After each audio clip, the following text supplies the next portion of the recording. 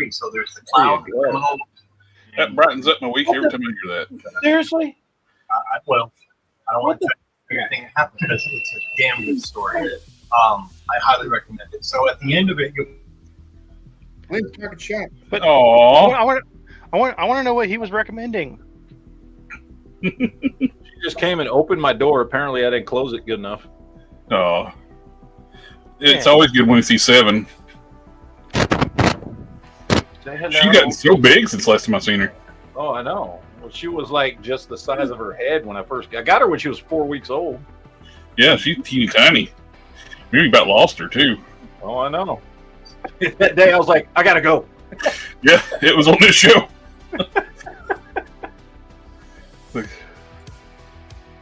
Well, how's everybody doing? Good. Great. Yeah, pretty good this week. I don't know. Yeah. Yeah. Which I forgot to start to do what I said I wanted me to doing. I started up in Firefox, so I'll probably go on 140 pixels here in a minute. I'm going to switch. You look good right now. I got Chrome ready to switch over if I need to. So my week's been light this week. Other than I need to buy a couple things that's on sale on Amazon. Now I did get one new thing. I bought a couple figures for making customs. Oh, that's police brutality, sir. Can't do that. I'm white. And this one, I've wanted for a while. I just didn't want to pay full price for it because I really just want one of the two in the 2-pack.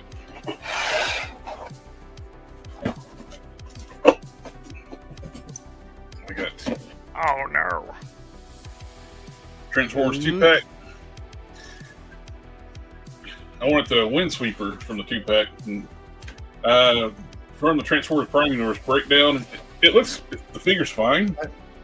And I enjoyed the series, but I didn't really want like a classic style version of the animated, like not animated, the Transformers Prime series character. I just want the G1 character over here. And they put it in a 2-pack, so you had to force to get both of them. So it is basically the price of one figure when I got this for. And is that Bloki's Soundwave? Nice. Hey Quinn, does that Sergeant Slaughter have like a button or like a pocket shirt, or is it like a regular tank top? It's a button. Did you see dirty little tank top? Yeah, is it a dirty little tank top? No, It's is it it's a collared button-down shirt with torn sleeves, and he's got pockets, pockets on the thing. So I don't know if you can see it. There you go. Yeah. Oh, that's too many Sergeant Slaughters in one spot. Now I'm all blurry. Blurry. Yep. I'm thinking Sergeant Slaughter is going to be a good choice for Peacemaker. So give me just a second, I'll be right back. The size works well too. But now I'm all blurry. My camera won't refocus. It's like that's how I used to see everything before I got LASIK. I gotta turn on my longitude to get it, and it takes forever to boot up. Oh, it cleared up now. The autofocus actually autofocused. Who'd have thunk it? And on the other thing I got, well, I did get a few other figures for making customs of, whether it was on sale. Yeah. We got Whiplash, that one where I was talking about making Spider Prime. And the boots and gloves are perfect for Spider Prime. And I got 2 Renew Your Vow Spider-Mans. Might use one of those to make it. Got this in my Awe Striker. Oh yeah! I got two Doom Buggies now. I got the official Awe Striker, and I got the fans hobby Doom Buggy as well. So nice. And I picked up an extra Adam Warlock while he's on sale. That's all I got. I got these awesome Pizza Hut cups too. That's what I'm jealous about. I need some fine china like that. I got cherry lemonade in it right now. All right, well, let me show you what I got. JB's pouring. He can afford a glass. So, Walmart clearance. Okay. Nice. Nice. Hey. Amazon Prime deal, whatever. Magic. $22. I like that magic. Been meaning to pick her up for a while. Also, for $24, Killer Croc. Now, it's the glow in the dark, but I'm going to be painting it anyway. Like, I got it to do a custom. Yeah. So I could. That's a good deal. Those things are like $40. Yeah, Is I it- know. So, Is it the McFarlane? yeah. It's The not so McFarlane. glow in the dark. Yeah, so I don't give a crap about the not glowing in the dark aspect of it because it doesn't Killer glow in Croc. the dark anyway. Killer Croc's not supposed to glow in the dark in the first Yeah, place. no. So that's going to be a custom. So He magic. ate the Walmart shrimp. Yeah. Also got this guy here because he was $24. Nice. I still that was tempting, but I still ended up passing on it. Well, I got him because I'm doing a custom out of him. Ew. Guess what this is going to be? Ironmonger. No. Or- Who's one of my Frank favorite Robot? comic characters? Steel. Motherfucker. War Machine. No! Sure. Punisher armor. Baymax. Baymax. It's gonna be Punisher armor. Anyway, I already dyed him and painted him, and so I'm gonna start doing the details on him. Nice. So anyway, So are you gonna do like a? Are you gonna do like a big skull, or are you gonna do like a little one that fits inside that circle? Nah, I want to do the whole. I want to just. I think I just want to make it look like it was spray painted on, like make it look real sloppy. Okay. So I checked the local Ross here that they got Jack Diddley. Yeah. I also I'm- picked up my very first, and only because it was on sale, and probably my only. They call it a deluxe, but it's legitimately just an Ultimates Super 7. It's literally the same upper body with a different head as their comic version of Conan. Yep. But it's the movie version. But they call it deluxe. It was $25, and I was like, okay, for that price, I'll try it out. Yeah, I've got a bunch of Super 7, like the reaction, like 3 3/4 inch stuff, and I like those, even though they're most of the time they're too expensive. But I've never bought any of the Ultimate stuff because it's too expensive for what it is. But come on, $25. I was like, yeah, sure, why not? Why not? Why not? And then Jibba, J to the B. Ah, nice. You will not regret that one. That's a nice figure. I got it for JB. You got it for JB. Aw. I got it for That's JB. Hey, you're gonna love it, man. This thing's awesome. It looks good. By the way, JB. Yeah, I've just never been able to find one. JB, shut up and look Thank at you, the Matt. screen. Appreciate it. I am. Oh, nice. By the way, I'm taking these out of the package Very nice. to send them to you because these boxes are fucking huge. Okay. I think I finally You figured didn't out take my what. package. Do How am I you going to need the reveal it? you don't need the boxes, do you? Hey, It's overlay. You could take the Red Guardian one out, but Yeah. keep the Scale What? Raw one because I'm going to do a review from the box. I think Wait. I figured out You don't hear me? JB over talking to everybody. Oh, okay, yeah. He's So I on can a take these lag out. delay. So I have to keep the bigger of the two boxes, is what you're saying, fucker. Trying to save some money on shipping, bro. All right, fine, whatever. All right. Just- Anyway. Thank you, sir. Get I it. will Get try it. to get those. I will try to get those out to you next week. I'm not going to be able to do it this weekend because tomorrow a friend of mine's getting married, so I've got a wedding to get ready for and go to. So there will be no Geek Chat tomorrow night because his wedding's at 6:00 tomorrow night. And You then could just get obviously a Sunday. Everything's closed. So you could just get a padded envelope and fold the box in half and put it in yeah, there I'm and gonna send it to him that way. hold it up. I'm just let me start right now, JB. Fucker. You think I hope when you fucking send that shit you're gonna send, just take it out of the fucking package, dude. I don't need the fucking box, bro. Okay. Okay? Seriously, save yourself some fucking shipping money. Take it out of the fucking box. I could give a shit about the box. I'm gonna take it out of the box anyway. I know. I keep them in box because that's how I do reviews. So. All right. Well, anyway, like I said, I finally found this, dude. You know how long it took me to find this goddamn thing? Months. I've been looking for this thing for what, 3 weeks? Yeah. And this Close one to a I just month. happened to run across at Walmart. So Nice. You know what we should do, Sith? Yeah. We should stream City of Heroes tomorrow night on your channel. Sure. that's what y'all should do. We should do that. They got the do trick or treat event going on. So it's Wing Power Level. It'd probably cause seizures for people watching, but because everybody's shooting and blasting and fighting and Yeah. large groups. By the way, Ghost Shadow, the arm is doing well. It's still all red. But you can see the bacon grease drip marks on my arm. Now it just looks like a It pork looks like line. a weird birthmark is what it looks like. That's what I said. Pork line with birthmark. Yeah. But no, I can actually keep it unwrapped now and don't have to worry about it being open and getting infected and stuff like that. So It was it just affecting looks you like punching people. it just looks like a weird birthmark on my arm. It was affecting you punching people at work.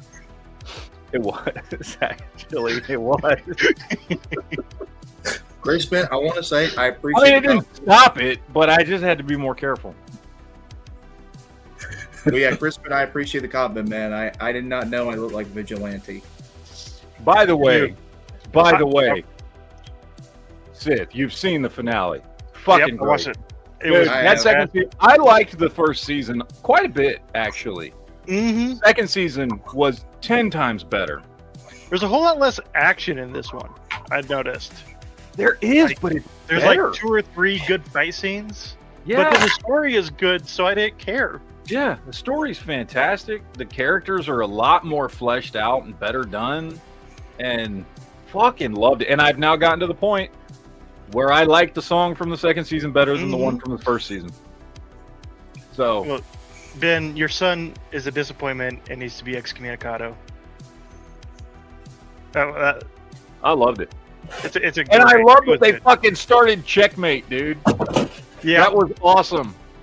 I was glad when what's his name joined the guy with the bird blindness. I was like, yeah. because you could tell he was like, what are we doing here? Sort of situation. Yeah, it was fucking great. I loved it thoroughly. I was not John- disappointed this season at all. Economos almost cried when Eagly patted him on the shoulder. I know. It was great, dude. I fucking loved this season. I was very, very happy with it. I mean, one of my favorite scenes is still when Vigilante first meets the other Vigilante. That scene. Yes. Gold. Oh, we did the Spider-Man. Yeah. I fucking, yeah. I loved the entire season. I was very, very happy with it. Like I said, I liked the first season a lot. Mm-hmm. Second This season one was way felt better. more cohesive. It felt better. And there's it something looked about better. because first, for people that watched the first season, the butterflies in the first season were made up for the show. That's not from the comics.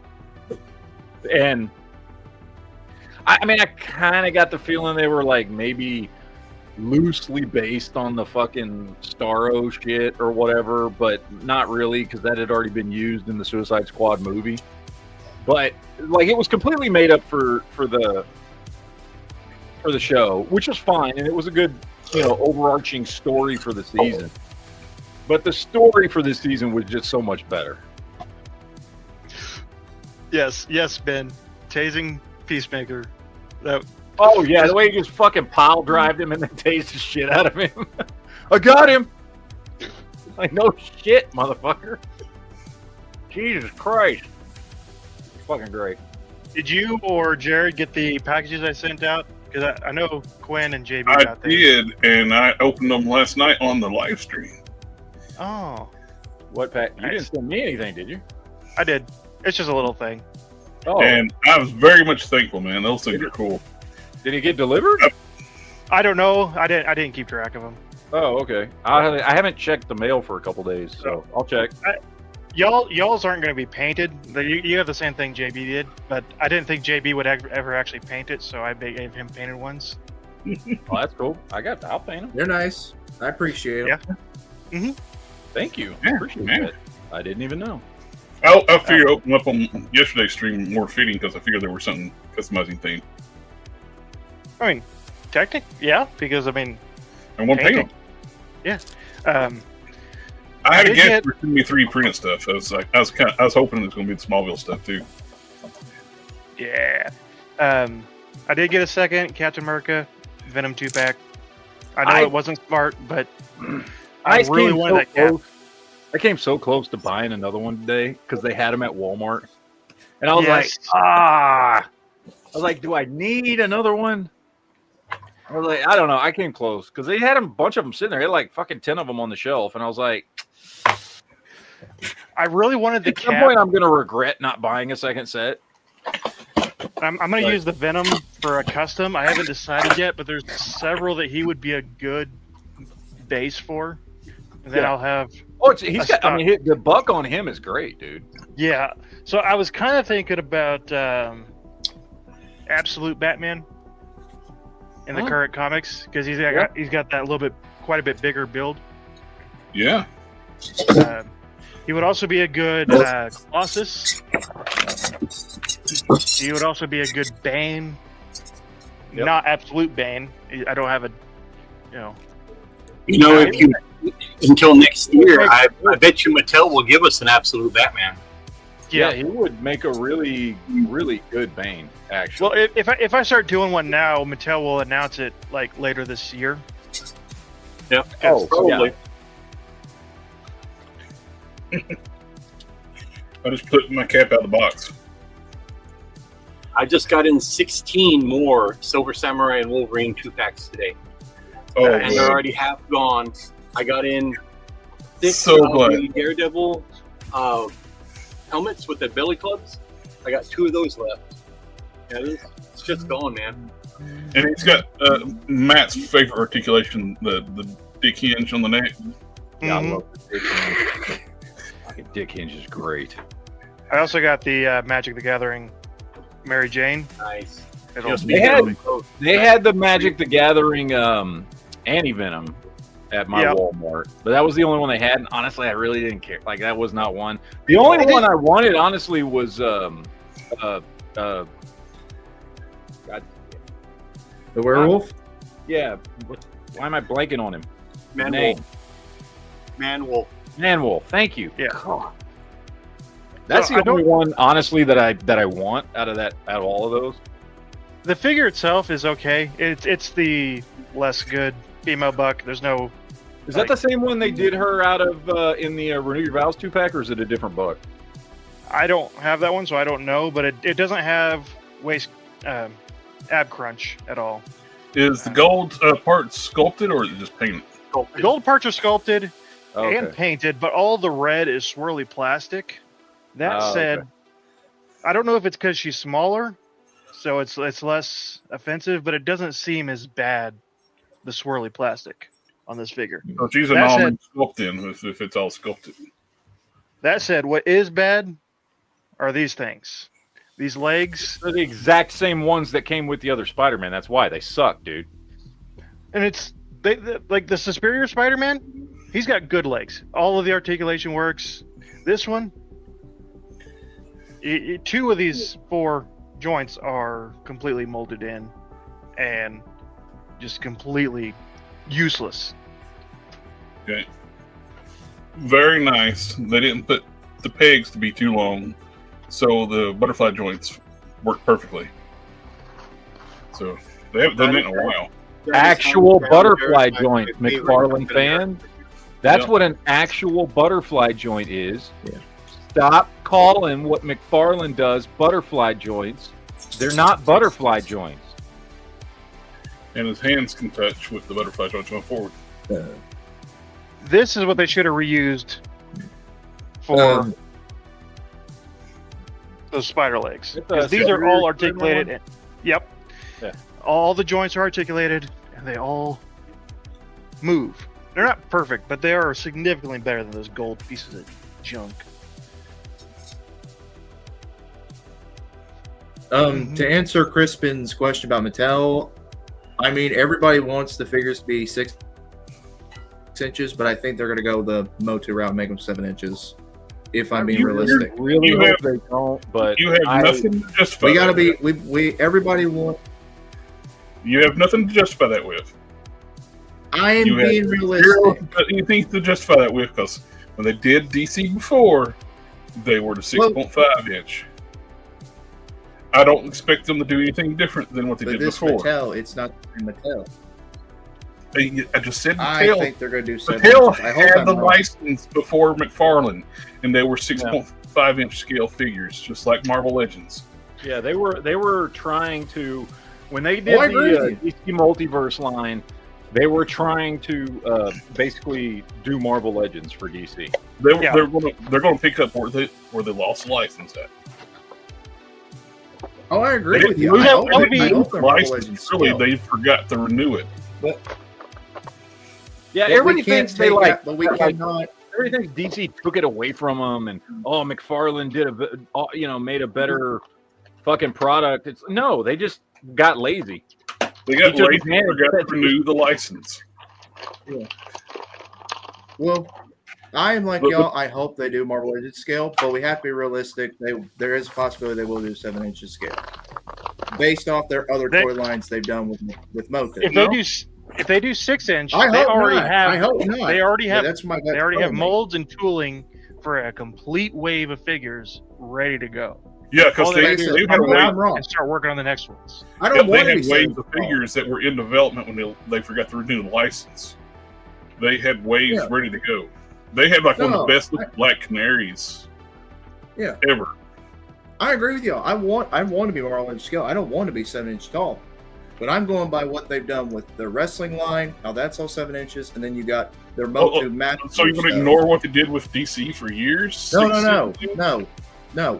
I like DC when it is Marvel Legends scale. I agree with y'all. Okay, But so- I'm saying we cannot But that's possibility what they've of them always doing- done is 6.5 inch scale for Marvel Legends or Marvel Legends. If we go back 10 and a half years, 2014, when Mattel was making their last wave of DC figures, what scale was wrestling? Were there wrestling figures at that time? 7 inches. So why would that have any bearing on DC now? It had no bearing on DC. The only thing that might potentially, in my opinion, the only thing that might potentially push them to do 7 inch scale is if they believe sales will be better because it stays in line with what everybody has already had with McFarlane. That is the only reason they would do 7 inch scale. Yep. Not because of what Masterverse is, not because of what the wrestling figures are. The only reason that they would even consider it is if marketing douchebags tell them, hey, everybody's been buying for the last 6 years these 7 inch scale figures. We should do 7 inch scale so that we can get those collectors. I think that would be a mistake. Yep. But that would be the only reason that they would be influenced to do that. When they had the DC license before, they were doing Master Universe Classics. What scale are those? 7 inch. Wrestling were 7 inch. They were still doing DC at 6 inch. So, But we still cannot weigh out they might make them 7 inches. It's a small possibility, but you can't weigh it out. if a frog had wings, it wouldn't bump its ass when it hopped. I hope they don't do 7 inch scale. I don't want 7 inch. You know, the general It might- consensus for the toy community over the past almost 6 years, they've been bitching that McFarlane did 7 inch. They always wanted 6 inches. Trust me, Mattel is listening. You know, when I moderated for Mattel on Matty Collector, you know, I got to talk to some of the head moderators on there in private chat. You know, hey, They always listen to a small demographic. They'll listen to them to a certain degree. Trust me, everybody for the past almost 6 years have been bitching. They want 6-inch DC figures. Yep. I quit collecting DC for a long time. I cherry picked some McFarlane stuff, but I didn't give a shit about the scale. I personally don't collect that much McFarlane. I think I might have less than 20 figures over his almost 6 years. But I can guarantee you, just the thought of Mattel coming back, I'm going to be buying a hell of a lot of DC stuff from Mattel just for myself. Yeah. So I bought almost all of the DC Universe classics. That's a little over 300 figures. That's at a little over 6 inches tall. Trust me, they're going to get people like me to come back at that 6-inch scale. And I'm sure everybody despite what McFarlane goes out there and says on his fucking socials, he doesn't sell as many figures as other companies do. Like he just doesn't. Pound for pound, like he not as many. G.I. Joe Classifieds and Marvel Legends outsell him by a lot every year. He does not sell in bulk the way they do. Oh, so, guys, you saw the reveals from Marvel Legends, right? The Build-A-Figure wave. You saw the Werewolf by Night. I got an advanced figure of Werewolf by Night that Hasbro sent me. You like that? Nice. It looks phenomenal. Man, dude, Werewolf by Night 2026, that's what I'm baby. Talking about. There you go. That's the Thriller edition, isn't it? Yeah. I agree with King Collector's comment. Red jumpsuit on? Yep. I'm surprised he hasn't made a Michael Jackson figure like that. You know? I agree with King Collector's comment. Mattel should be giving us some information soon on their DC line. They won't give us any. If they were going to do that, they would have already done it this weekend. I'm predicting we'll see it at New York Toy Fair in February. Yep. Mm-hmm. Now, they're much like McFarlane did around this time when he first got the license. He, out of respect, and he said his words, out of respect for Mattel, I'm not going to show anything until January 1st. And then he was true to his word. He didn't show anything until January 1st. And then a week later, merchandise hit the stores. He was already manufacturing stuff that whole year before. He just couldn't say anything because Mattel still had the license. Vice versa, Mattel's going to get the license, go live in January. So I guarantee you, January 1st, we're going to see some pictures or something, and then they'll show us stuff at Toy Fair. So that's exactly how that's going to go. You know what would be cool? What? If they finally go with like David Vonner's prototypes when he showed them those Batman figures he made. That would be nice. They were very much like Marvel Legends. Oh, I will tell you this. I saw McFarlane's New York Toy Comic-Con review or whatever. JB's going to like this because the Elongated Man's coming, and it's the same pieces that Plastic Man had. It's the same arm loop. The same loop. No, he is not replacing my boy. He's not replacing my boy. You can finally have the superior stretchy superhero. There you go. Plastic Man is the original Elastic Man only. So, you just want a stretchy man in your life. That's all. Matt's got a lot to talk about since he talks about Marvel Legends and McFarlane. Yes. And McFarlane's actually doing something that everybody's been saying he should have done forever. Here's making figures of his own comic book company figures. I saw that too. And he got collabs with the 6 or 7 of the founders. So we're getting Savage Dragon, we're getting Spartan, we're getting Shadowhawk, Witchblade. Who else? We're getting a couple others, but man, the pictures and the renders surprising to see really good. Prophet. Oh, Prophet. Prophet. Yeah. I saw the pictures of Spawn and so we're getting Youngblood figures by 2 different companies now. Yeah. Which I'm going to stick with Loose Collector because they look so much better. Oh, yeah. You're going to get your money. They're more expensive, but they're going to be a lot better. Mm-hmm. Yep.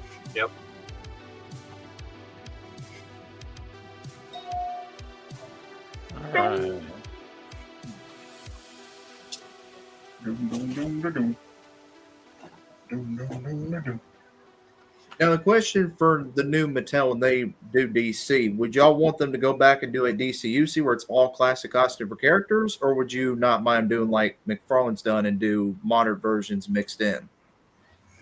Dude, you got to do the That's- classics first. I don't care if you want to do modern versions and different costume takes and like that. That's fine. Everybody does that, but you have Yeah. to start with the classic lineup first. Mm-hmm.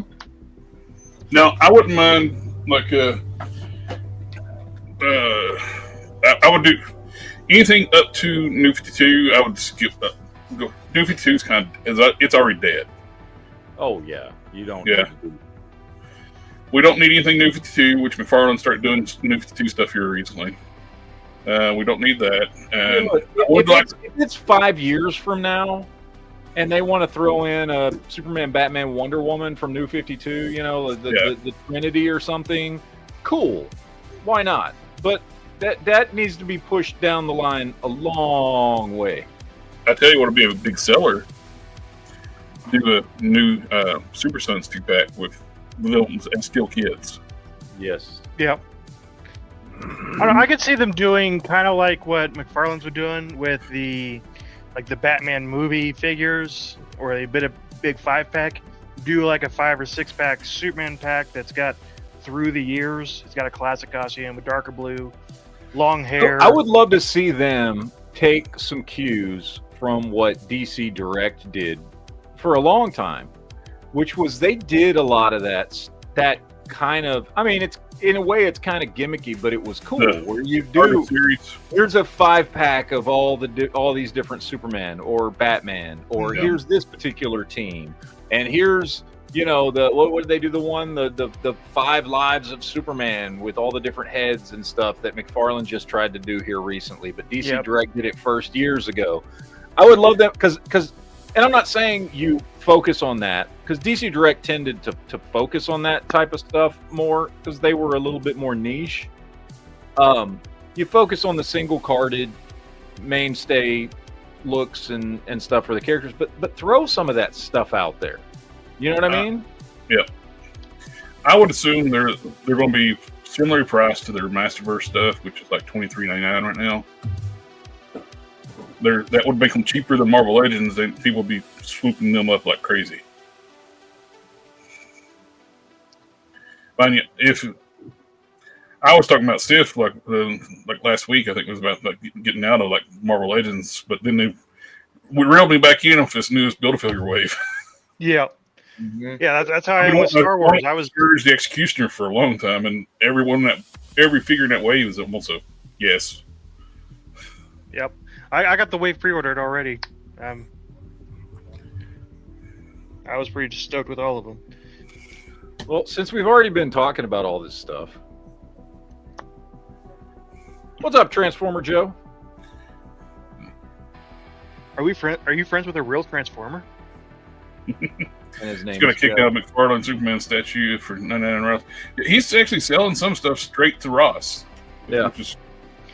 He's cutting out the middleman. Yeah. His statues look a whole lot better than his action figures. He's got a bunch of statues coming out next year, too. Like, Marvel Rivals and everything. Yep. All right, let's talk Marvel Legends. Let's get Marvel and DC out of the way, because you're right. There's a bunch of that crap. We got a guest coming at 8 o'clock, too. Yes, we do. We've been talking about Cardiac forever. All new mold. Yeah, all new mold. I think he goes on sale October 29th, I believe was the date that I saw. He goes up for pre-order. All new mold. Looks fantastic. Been waiting for this. I'm a huge fan of the early 90s era Spider-Man, which Cardiac was a big part of that. Retro carded, everything looks great. We've got our Dark Avengers. Armed Dark Avengers version. Matt Gargan. I'll be honest, I didn't. The Dark Avengers. I didn't. This is Matt Gargan, the Scorpion, with the Venom symbiote. Yeah. Yeah. But this Matt Gargan Spider-Man, this Matt Gargan symbiote looks a whole lot less like Matt Gargan's Venom, which is the one that I have a major problem with just because it's so overused. This one's not overused yet. And the thing is, this one looks way better than the last time they did a 6-arm Spider-Man of any kind. So, Oh, absolutely. So that looks good. We got Enchantress update on her. I'm sure most of us have the old one. It's been a mainstay in my display for a really long time, but it's nice seeing her on an upgraded body, head sculpt, hair, everything looks great on it. That's definitely an easy And upgrade. new magic effects. Yeah. Look at that. Yeah, this is definitely a big upgrade for her. This will go on my Thor shelf. Looks fantastic. Then we've got Black Bolt and Trigon. Trigon. Trigon. Motherfucking Trigon. Why am I blanking on his name? Now I can only think of Trigon. Triton. Triton. Thank you. Brain Now, we've fart. been wanting a Black Bolt on the Vulcan body for a long time. Yep. Looks fantastic. Head sculpt looks great on him. That face looks awesome. He comes with 2 heads too, so he's got one with his screaming face. Yep. Love the texture on this figure. That Looks would make fantastic. a great update to Green Goblin. Yep. I mean, and look at those face sculpts look phenomenal. Yep. They really do. 2 sets of wings, so you can have them down and out. Fold it down and then fold it out. Beautiful flat pose there. And look, hey, don't get me wrong. I still like my old Bucky Cap version of Black Bolt, but definitely a big upgrade for that. And again, he looks great. The texture on him, all the new sculpt and everything on him looks fantastic. Good 2-pack. We'll see how much it is. Probably going to be 60, my guess. What Probably. torso is Black Bolt using? What? What torso is Black Bolt using? Vulcan. That's Vulcan. That's just Yeah. this is just a Vulcan redeco. Oh, okay. Okay. Gorgon? Is it Gorgon? It's Gorgon, right? Yeah. Gorgon. And man, I wish this was out now and I could get this cheap, because those are skin paint Caliban arms with arm hair deco on them. That would make my Prime custom so much easier. Oh yeah. I wouldn't have to prep them. Just put them on. I hope he stands up well. Well, we'll they're gonna see. be a problem. Fantastic. This this is definitely a good upgrade from the last time we got Medusa. He's on the Jean Grey body, so that's a plus. I like that her hair actually helps her stand up. They were like, you know what? If we're gonna give her this much hair, it's got to be like, Functional. yeah, It's also gotta- articulated hair. yeah, I wish it was like bendy wire though. yeah. But they look great. That's a great 2-pack there. I mean, we're gonna have all. I mean, at this point now, you're gonna be able to put together all the, your Inhumans team. It makes me want to go pick up that Crystal and Lockjaw. Lockjaw 2-pack. Yeah. New Iron Man Mark something or other. I don't know. I don't know what comic this is from. It's supposed to be one of its most powerful armors. Like it's like made out of like some kind of like super rare indestructible material. He can actually break adamantium with his armor.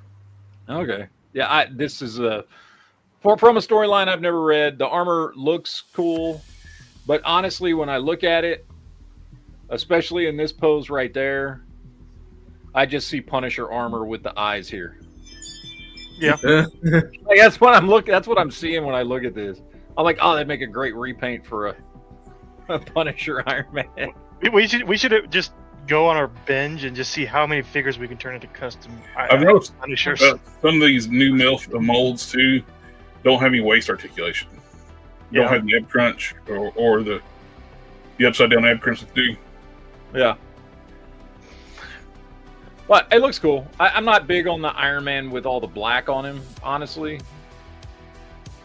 But It's Mark 72. Just 72, there we go. And then, of course, this $120 monster right here that's supposed to be, 13 inches tall? 12, 13 inches tall. 12, something like that. He's a big boy. This is obviously X-Men 97 version of him, where he's going to be freaking huge. Great looking figure. I'm not paying $120 for it, though. It's made to order on Hasbro Pulse, and it comes with G.I. Joe accessories too. Yeah, looks great. I'm not paying $120 for it. Well, I got the retro carded one right back here. Yeah, I've got the retro carded one. I've also got the Marvel Select one, You got which the Build a is Figure one. fantastic. Got the Age Apocalypse. Yeah, I mean, I I had the Toy Biz build a figure. It's the big one. Yeah, it looks great. Do not get me wrong, but I'm not spending $120 on this. King Collector, to answer your question, the 2-packs of the humans will be up on the 21st of October, and they'll be available on Hasbro Pulse and also participating retailers. So Big Bad and everything, Amazon, all that. You know what this figure makes me does though? It makes me excited for season 2 of X-Men '97. It does. Yep. All right, lots of Apocalypse. Okay, so Phantom Stranger.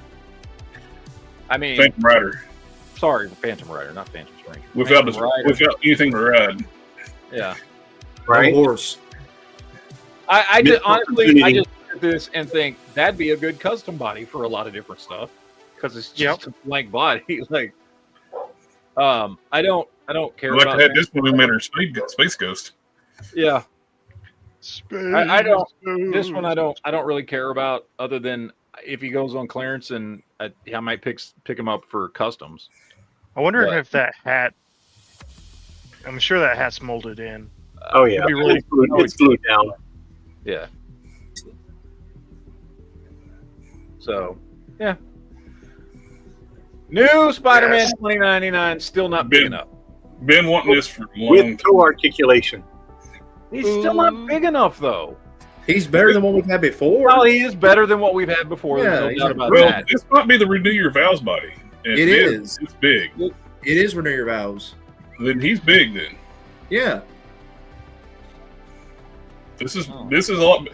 Just pair this up with your 50th or your Maximum Spider-Man. This is going to tower over Maximum Spider-Man. Then it'll look okay, because if you put him next to Renew Your Vows, he's not going to be big enough. Yeah, but why would you do it with Renew Your Vows when there are better Spider-Man figures? Because my extra Renew Your Vows is going to be a Spider-Prime. Yeah. All right, but anyway, cool. A nice upgrade. Warbow here, of course, from Crystar, the Crystal Meth Warriors, which they announced him a while back. We knew we were getting him. Yep. Looks cool. I love a good translucent figure, even though, honestly, I don't really care about Crystar. But I love a good translucent figure. Crystar. Translucent. That's not translucent. Looks like a Jolly Rancher. Translucent gets a bomb stuck up his ass and blows up. But he liked it. He did. Anyway, got Warbow there. Of course, Werewolf by Night. The knee kills me. That knee is just ridiculous looking. You can see the tears sculpted in the pants legs. That's all supposed to be painted brown around that knee. Yeah.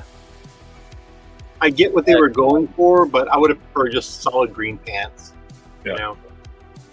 And other than that, it looks good though. I mean, the rest of it looks good. Of course, it is using they just went with older articulation for the buck. But yeah, that's the body of the Jackal that they used for Spider-Man. Yep. Reused body. The problem with the whole thing too, he has no accessories. This is a $28 figure. No alternate head, no non-yelling head, screaming head, whatever. Hands. No hands. And this is $28. Yep. Still, for me, I want him. I got him on order already. I got to paint either paint the brown around that knee or or sand the knee down and paint it green. Yeah. All right. So, but he looks good. He looks good. Wait, isn't that knee? Well, hold on. Isn't that knee joint painted?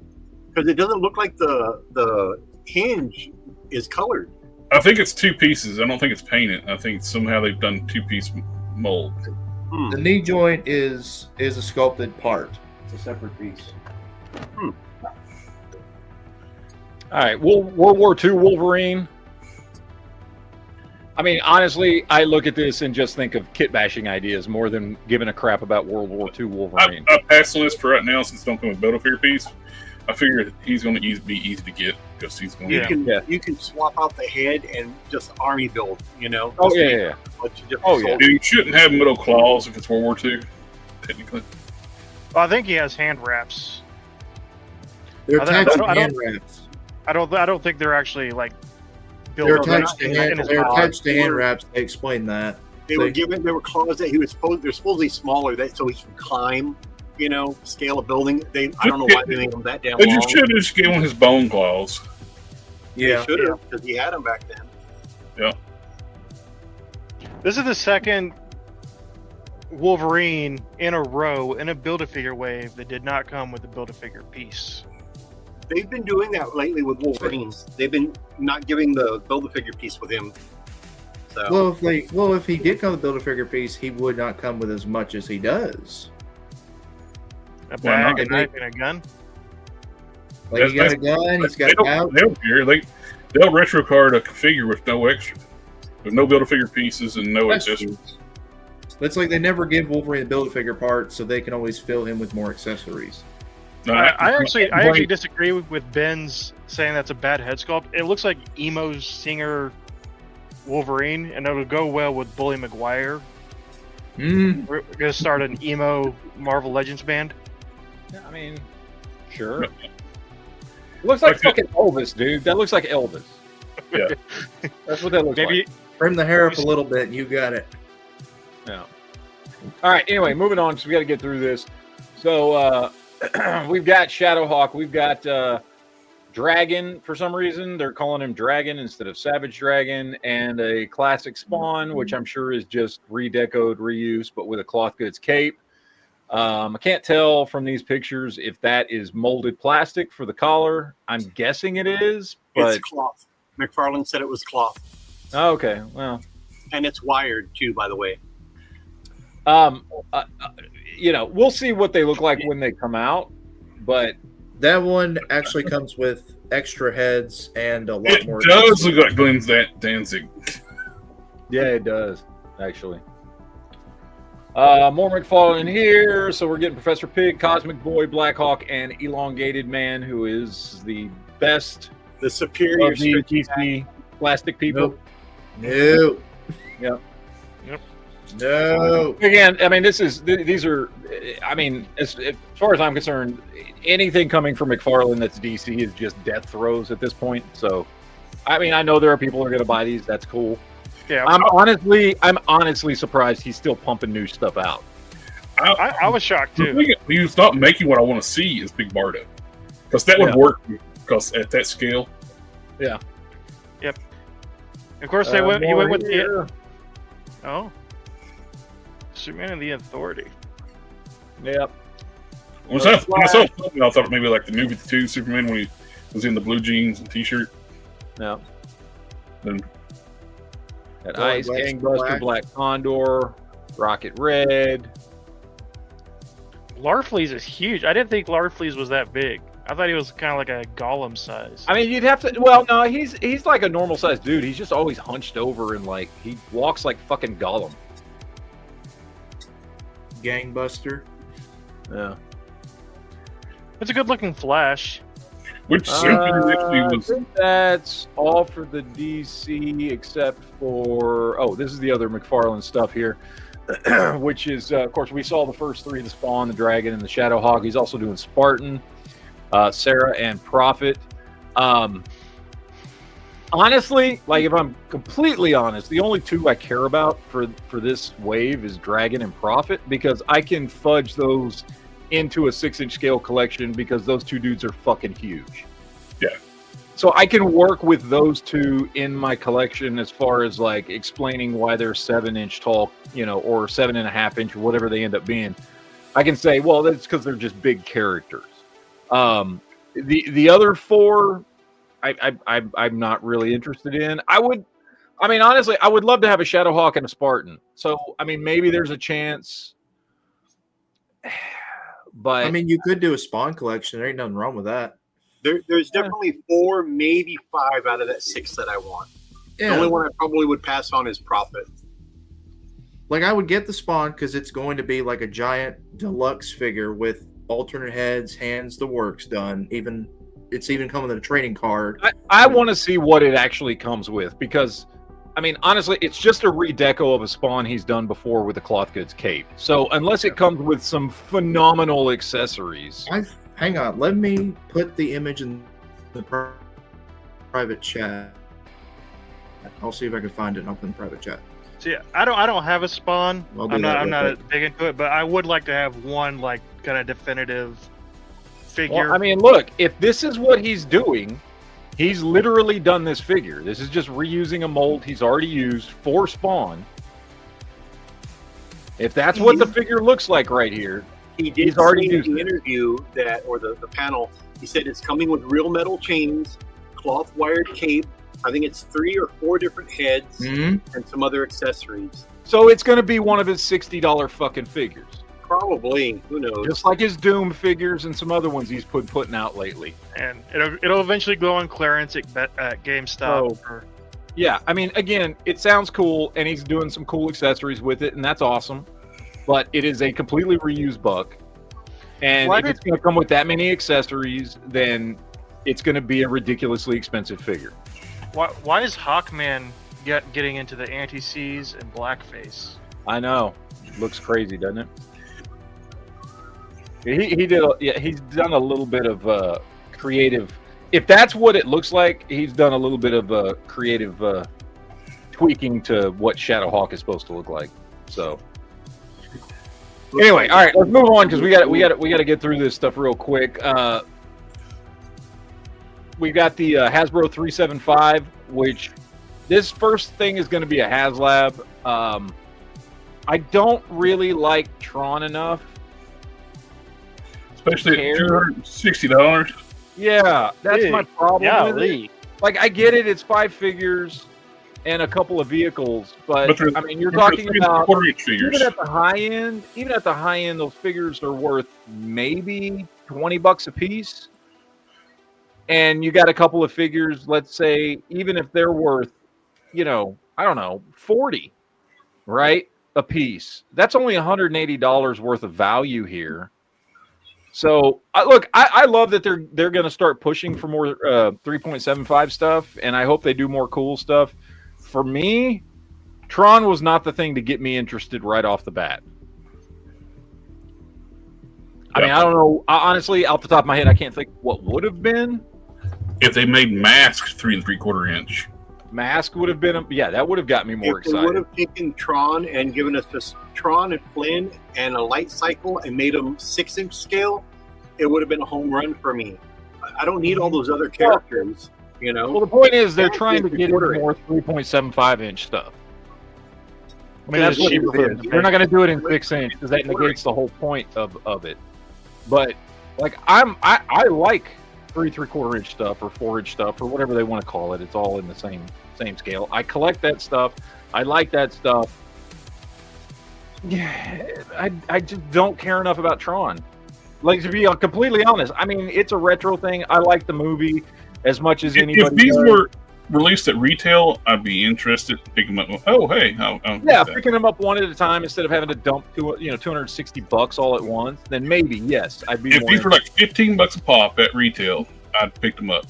Yeah, and even if the vehicles were like $29.99 a piece for each fucking bike, I'd be like, all right, cool, whatever. Right there, the program. Nobody's going to want him unless he's in that 5-pack, obviously. But nobody's going to pick up program. Nobody cares about him. They want Flynn. They want Tron. They want, I think it was Ram or whatever her name was. And why is Ram not here? Where the fuck is Ram?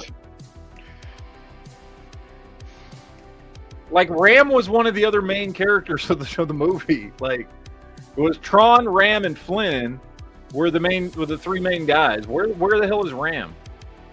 Instead, they threw program in there. Anyway, whatever. But it's cool. I like the idea as a 3 3/4 inch collector. I still like it, but it just not the right IP for me. The front wheel doesn't even spin. It's solid. It's a solid piece. It's probably got a wheel embedded in it that just sticks out the bottom a little bit. They showed it during the live stream. It doesn't. It's a solid piece. The back wheel spins though, which I'm like, well, that doesn't make any sense. They should have at least put a little wheel in there. Yeah, but because of the design, because if you look at the, I'm pointing at the screen, you can't see, but where his hands are, it's on that. That's a solid piece. No, I get that, but usually what they do is they put an internal wheel in here, and there's a little cutout in the bottom. Yeah, There's so none of that there's a wheel actually in there, so you can roll it. Because many toy companies have done that with stuff like this. In fact, I think the original. In fact, I think the original Tron light cycles. That's what they were. It was just two pieces of molded plastic clapped together. There was wheels inside of them that just kind of barely stuck out of the bottom, and they just cut a little hole in the bottom of the solid wheel. It's basically a figure. You put them on there, and you put the shell over it. I'm like, there should be a cockpit of some sort. You know, they're just really cheaping out on this HasLab. Well, it's like you do with Transformers all the time. If you got solid tank treads, they put a little tiny wheel on the bottom where it'll roll. Yeah. I don't think it's going to get funded, honestly. And I hate to say it, I like Tron, but I don't think this is going to get funded. Plus, apparently that new movie sucks ass. Really? I've heard both that it sucks and that it's got a good soundtrack. That's what I've heard. The story is weak. The characters are kind of weak. It's got the rest of the movie Leto in it, so what do you expect? Well, it should never come to the real world. Tron should always be fought in the digital world, you know? Yeah. So. And anyway, does Tron even show up in this film? I know Flynn is in the film. Yeah, I have no idea if Tron's in it at all. But yeah, he came back to play Flynn again, so he's in it. Well, when they did the sequel to Tron, Tron was kind of in it. He was like that reprogrammed. Yeah, but you never really saw his face. So. No. But you heard his voice, and Bruce Boxleitner was in the second film. Yeah, he was in it as himself, like he was the real world version. But actually, if I remember from Tron Legacy, you did see Tron's face when Clue confronts him. He tells Flynn to go, and you actually see his face. Oh, okay, yeah, I remember that now. Yeah, one scene where Clue's like, he asks Flynn, am I still the creator for the perfect system? We got three minutes. I know, I'm sorry, I'm just remembering stuff. Okay. I just pulled up a couple other things that are outside of Jada doing some cool stuff. Let's go to the beginning. Sorry. So better same prototypes we saw before. Huh? Same prototypes we saw at SDC. Prototypes with the crack flat paint. Yeah, just some better pictures of that. Conquest needs to be. Honestly, this Daphne looks awesome. I'm not gonna lie. I saw them do a video on it and moving all the articulation and stuff. The Scooby-Doo stuff, specifically that Daphne, looks really good. It might actually encourage me to start picking up some Scooby-Doo stuff. But yeah, this is just basic Jada toy stuff. Most of it's stuff we've already seen. Yeah, their alpha stuff looks really good too. So. Yeah. Balrog and Akuma went on sale. Was it pre-ordered today or yesterday? Yesterday. Yeah.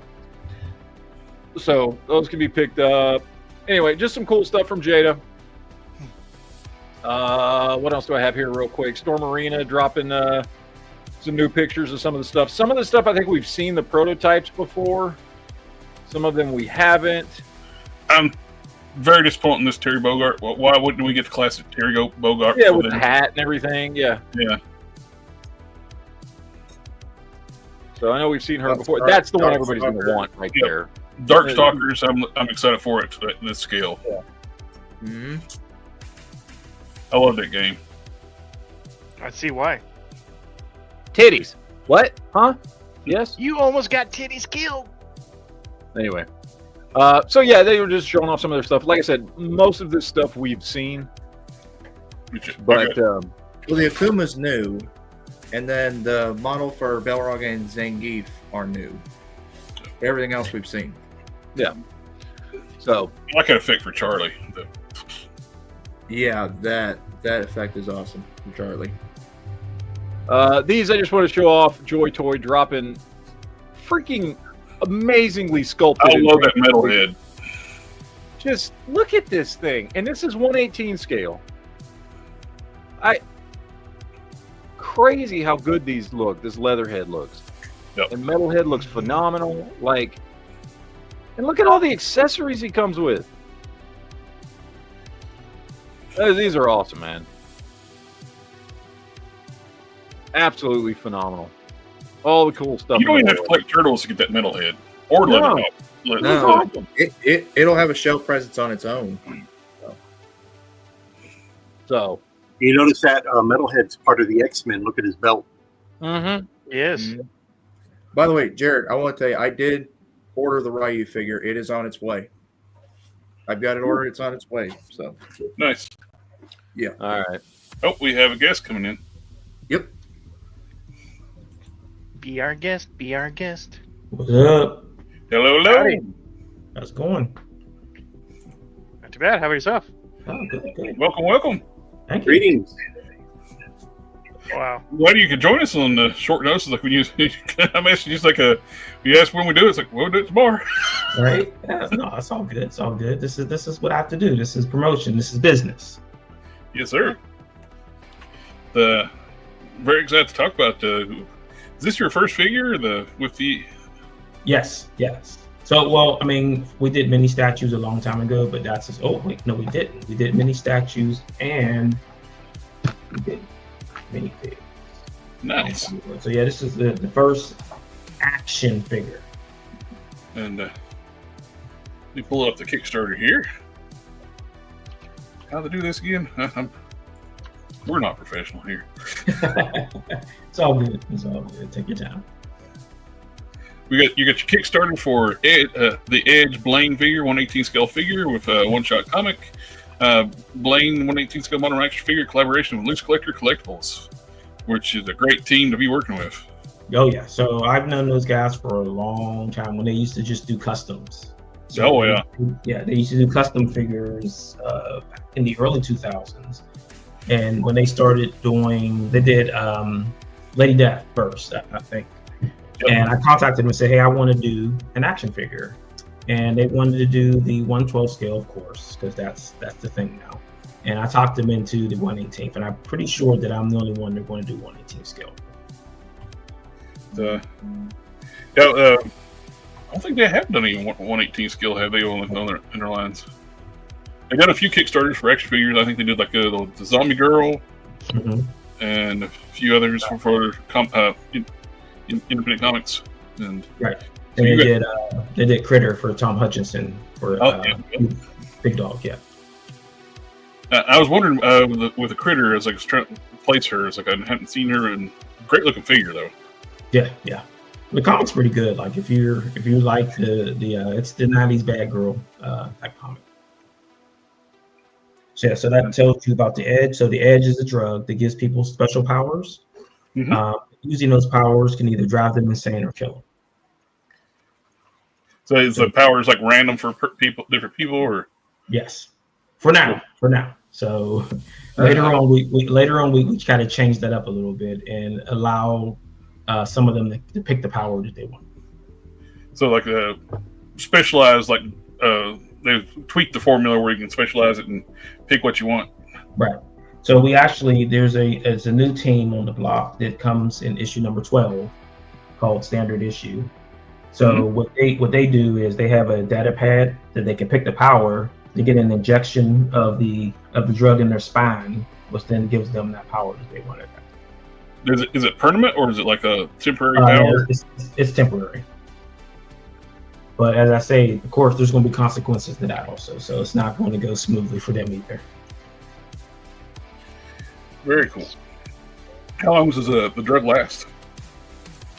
The regular strain is permanent.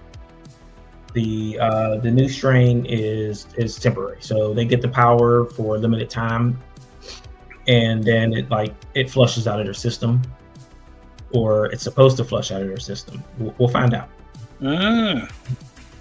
Trigger like a secondary mutation with the drug or something like that. Right. Nice. I'm a big customizer too, so I do a lot of customizing stuff, and I've known Loose Collectors worked for a long time. They're a phenomenal team. I remember when people first thought there was just one guy. I didn't realize, it's a bunch of guys. Yeah. Yeah, like even back when they were just doing custom, everybody thought it was just one person because Dave kind of like was the face, and he was the guy that you always talked to, so you never knew that there were other people. I've been meaning to reach out to Dave, see if you want to come on and talk to maybe the rest of the team. So this is your character Blaine? Yes. So 25 points of articulation. The figure is $40. With that $40, you get the figure. You get the one shot. So we're doing a one shot comic featuring Blaine. It's the first time we've done a solo book with one of the characters. So he's headed to Las Vegas to kind of pull some guy out who's kind of talking about the edge when he's not supposed to. So other people are going to come in to try to get the information that he's trying to get, because he's trying to sell it because he wants to go use money, use money to gamble. So that's so that's the prototype figure, which I do have here, and he was in an accident and lost his arm. So he's like when I got it in the mail, the leg was off, and I was able to put it back on with super glue. I can't get the arms back on it. It rolled off my desk, and the arms fell off. Resin's very Yes. resin prototypes are very delicate. I saved all the pieces though, so I could maybe one day I can put them back together. It's just a great looking character. Looks really cool. The character designs on the comics look fucking awesome. oh yeah, So that's the cover to one of the covers to the Blaine one shot, High Stakes. Nice. That is another cover with the character Rev, the Revolution.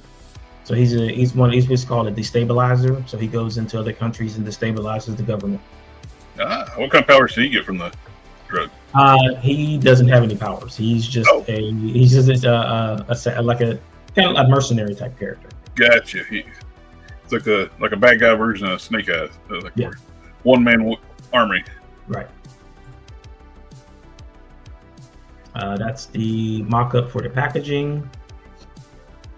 That is cool. Nice.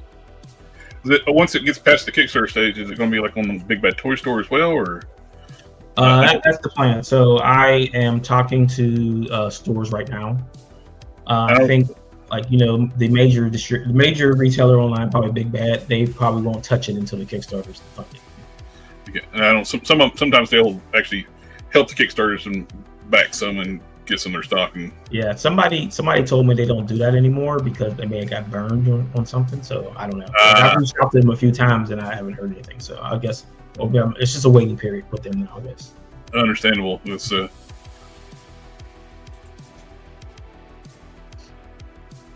It's just some of the poses you can get him in, and yes, he can reach his holsters in the back. So comic book. Yeah, you can reach back on it. He's got the. Has he got butterfly joints? Yes. That's good to. Got the diaphragm cut, the butterfly joints.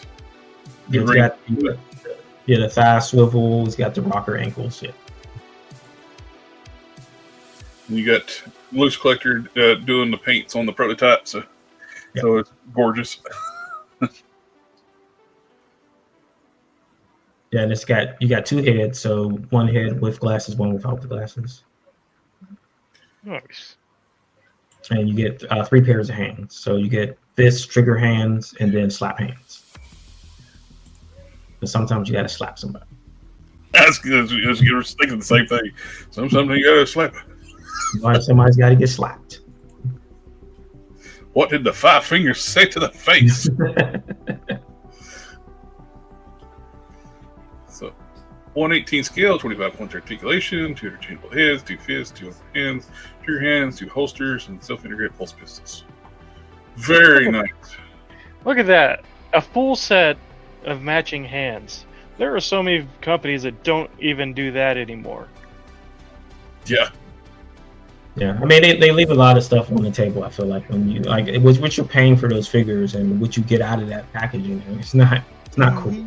Yeah. So this was the character you saw the render for before. This is Revenant. He's the villain in the first 4 issues, and his power is if he bleeds, he duplicates himself. Oh, no. Okay. Yeah, get it now, please. Yeah. Does the duplicate sexual do they duplicate as well, or just the main one? Just the main one so far. So, but like things are changing with the Edge itself. So the weakness in his power is that his brain is split between all the duplicates. So when he dies, or when they die, or when they get hurt, he can feel it. Okay. So it's driven him a little crazy. Say it would if you get killed multiple times, and just you feeling the pain from that. Right. So this is one of our crossover covers with a channel called Spine Ticks. So their crew is in the back, and then in the foreground, that's a band called Bad Fad. So one of the characters is her favorite band, so they get to be part of the book. That's cool.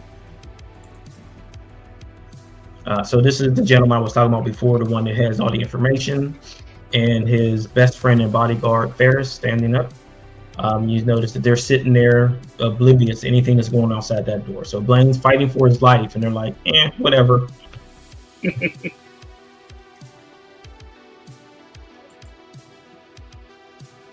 Another potential figure coming up, or?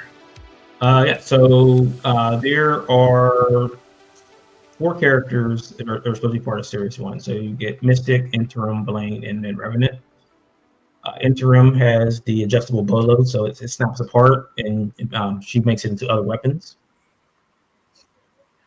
Very cool. And then Mystic is the swordsman, and he's the team lead. So we kind of like, when I said before that it's a comic book, we don't have to figure out how to get to the guns. So we kind of did a different way with the swords, because I was always wondering how like a swords person puts a sword in their back. Like when you see like Blade, he swings a sword around and puts it right in there every time. So it's an ejection pod, so it ejects out when he reaches for the sword, and then it's magnetic and pulls it back in when he's putting it back. That's a lot of thought put into like on it. I've seen like like swordsman channels and stuff like that. They made like a sheath where it actually works, where you can sheath it on the back, but you had to make a special one to do that. Right. Mm-hmm. Standard sheath just won't work. Like I just stabbed myself. I like putting a lot of thought into like the mechanics of how things work. That's really cool. So these are the armor builders. These are the suits. I liken them to kind of like Section 31 from Star Trek: Deep Space Nine. They don't actually exist. They get into. Second. I didn't hear what you said. Oh, sorry. What? Yeah, I didn't hear what you said. Oh, I said, like Section 31, they technically don't exist. Right. They're in the background, but they like to punch people. So yeah, the figure comes with 4 heads, and then we have extra head packs as stretch goals and the stuff. That's great. They'll build a lot with that. Yeah. So that's the leader class. So those are the veteran suits. So they actually have names. They're not just random people to get shot at and hide behind stuff. And that's the standard secondary head pack. And that's the male suits. Again, you get 4 heads each one. Very cool.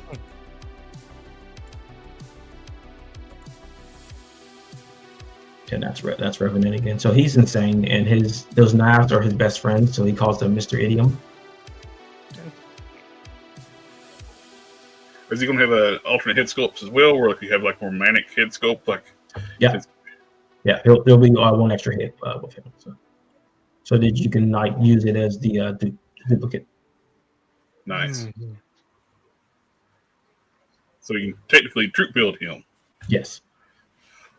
Nice. $40 is not a bad price point either. You get the mini comic and brand new figure. Right. I mean, I just want to try to keep it as low as I can, and I took a hit on the shipping, so I like prices as low as I can to make sure that these things are getting out to people. I think that's really cool. Thank you. Yeah, it's definitely a very cool project. Everything, the character designs are phenomenal. Yeah, I got to give all credit to Mark, the artist, on the character designs. He is all came out of his head. I just said yes and no to a lot of stuff. It's kind of like a super spy Neo type like character, like yes. Look to him. Right, so they like the team. I just call them the strike team, and they kind of squell out any not just power problems, but anything that's going to spill over into the populace. So they like the first strike team.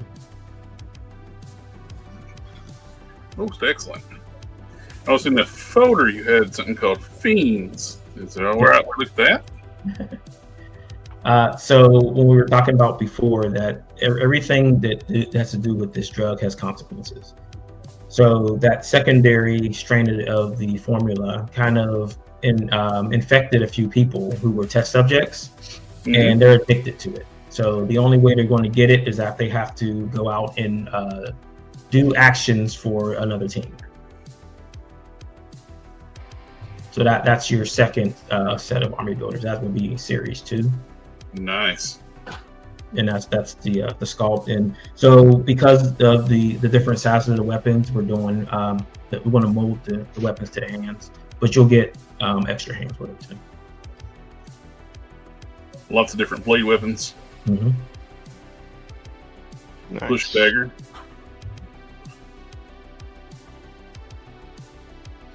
Kind of reminds me of a competition chopper. Yes. Sometimes you just grab and pick up whatever's there. So we do cards of all the characters, and that's the Fiend card. Love the artwork. Artwork's gorgeous. Compliments to the artist.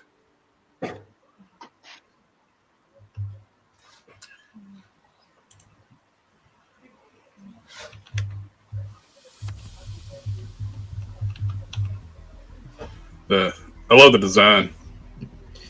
Yeah, so I mean, if you're looked at the previews, you see that there's a lot of reference to like G.I. Joe and 90s and early 2000 comics. So what was the one thing you always had in those comics? You had ninjas. You got to have ninjas. Ninjas have to be in the book. These are my versions of ninjas. Very nice. Cool stuff, man. Thank you.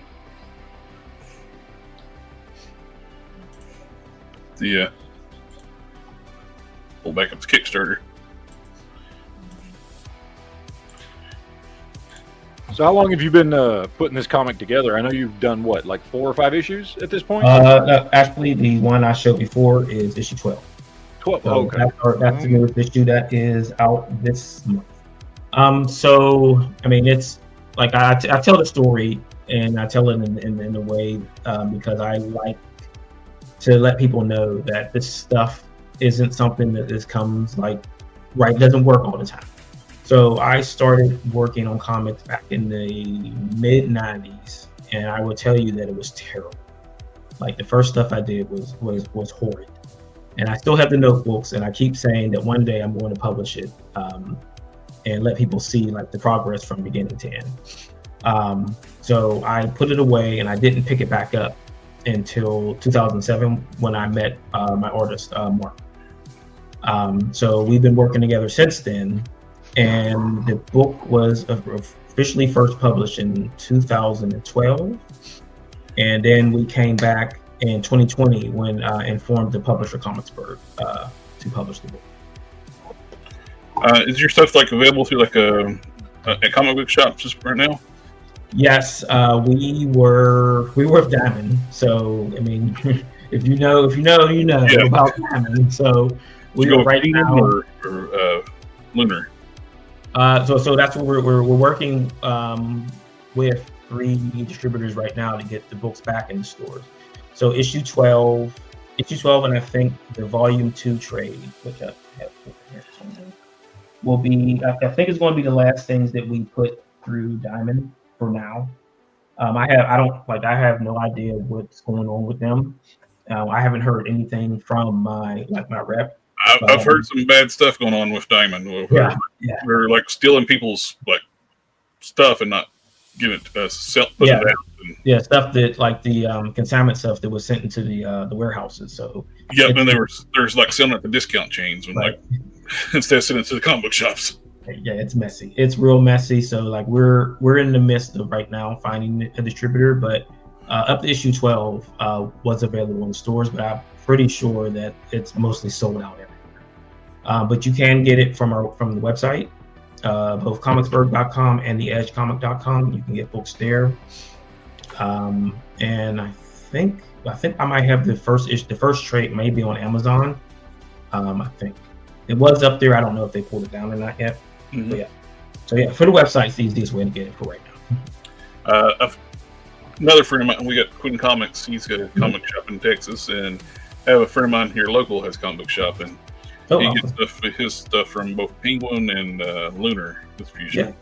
Yeah, if you want to, like I send out, like, so every month I have like a list of stores that I send promotional stuff to. So if you want to let me know what the store names are, then I'll be happy to send them some promo stuff.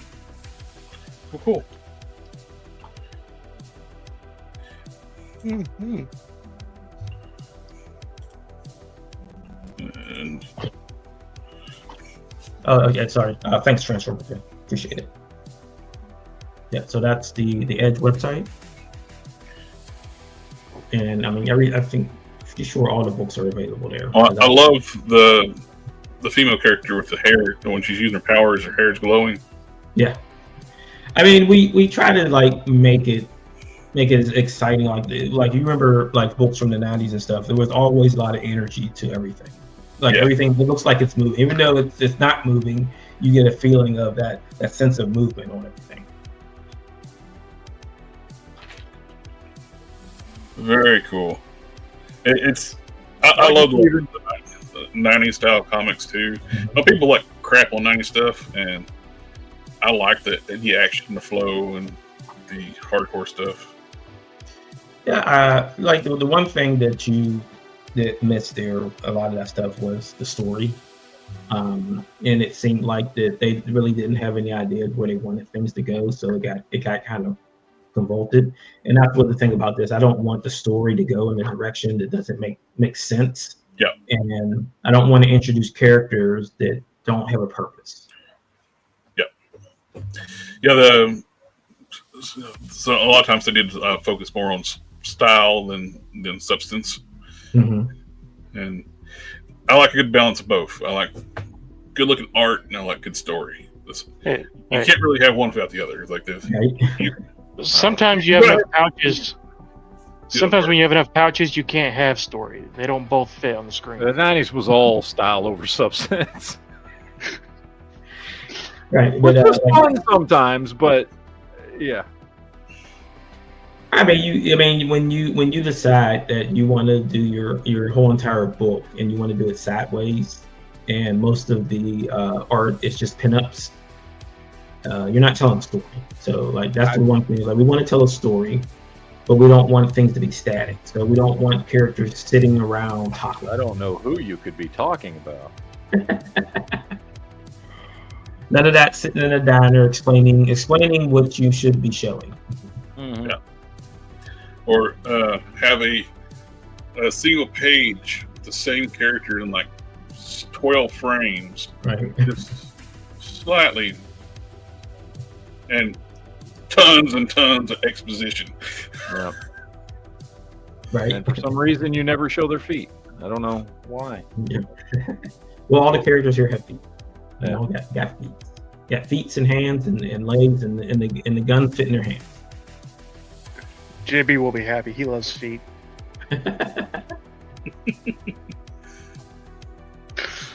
So now the comics that you got here on the website, are these is this the actual comics or are these downloads?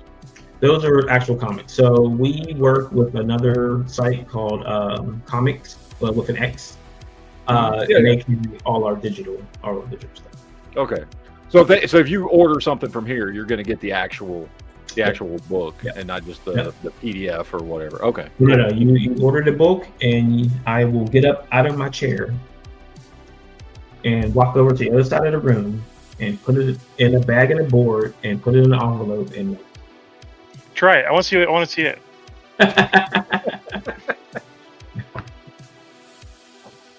I did it 200 times last month. So yeah, because we had that cover for issue 1 was part of local comic shop day. Mm-hmm. So 200 stores ordered books, and I had to send out 200 packages. Nice. I like that you threw in a minifig. Yeah.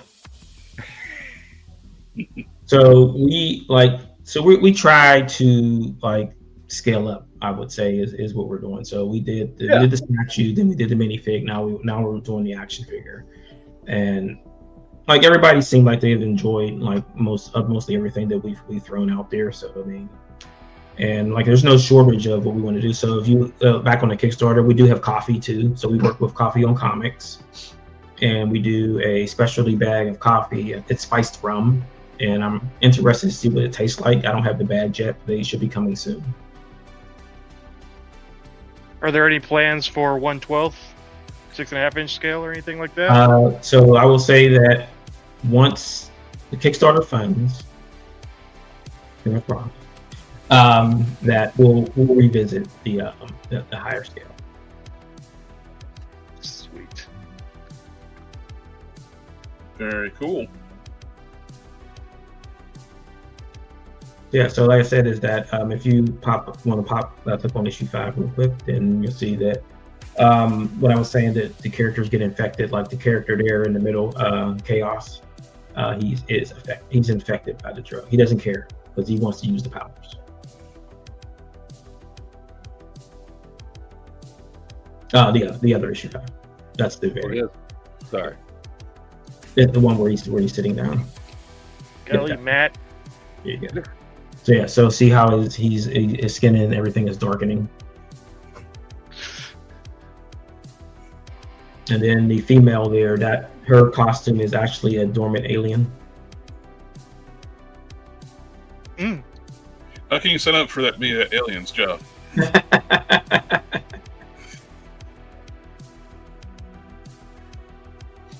It's not actually dormant. It just doesn't want to overplay its hand. No. It doesn't want to give away its secrets. It's happy where it's at. Right? Right. It's like, you know what? I can do this for a while. Yeah, I'm good. Yeah. Don't move me. I love the character designs, man. They look awesome. Yeah. They're very toyetic designs. Yeah. Well, I mean, and you know, when we were creating them, like I wasn't thinking about toys. We weren't thinking about action figures or anything like that. Yeah. But it just, like you said, everything just fits. Yeah, and then so the team is called The Reign, and then the storyline is called Reign of Chaos, and then all of his kind of minions are named after fallen angels. Oh, nice. And this guy, Azael, so he starts. He's like really tiny, and then when he absorbs energy from other people, then he gets bigger. So all his clothes, none of his clothes fit. So he grows into his clothing. Yeah. Kinetic energy, or is it like physical energy? Regular humans, he just takes all of their life force. Like people, power people, like a vampire almost. Like energy. Power people, he takes their power. Nice.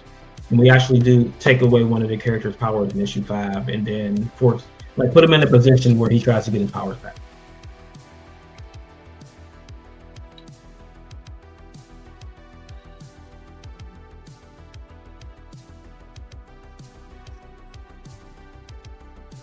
Oh, where's Spinoff? I guess I don't think maybe I didn't put up. So Spinoff, he can use other people's powers. So as long as he's close to them, he can use any of their powers and as many as he wants.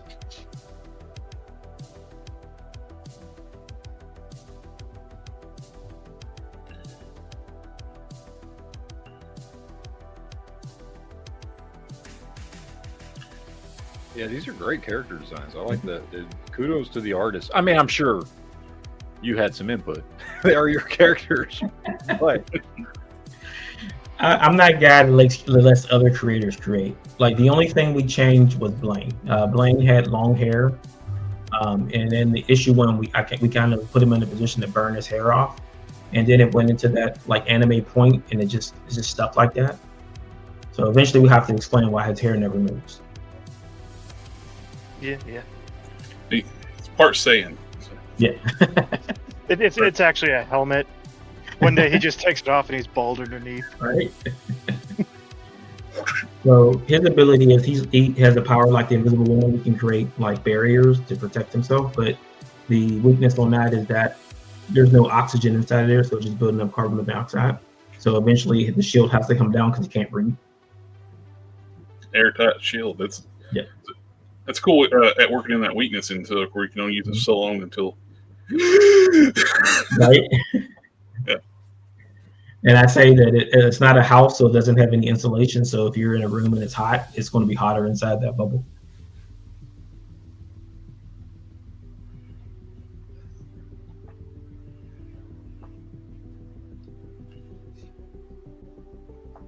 Oh, we got a trailer here. Yeah.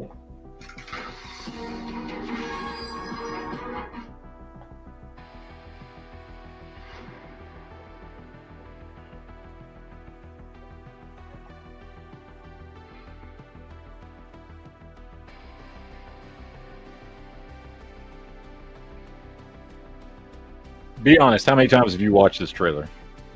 About 100 times. Sir, the Red Knight's back. I have played the public for too long. Oh, let's turn the volume up. You That will would help. suffer. Then you will die. We have to stop him. Target in range. When I give the order, storm the building. We are in position. Well, well, well.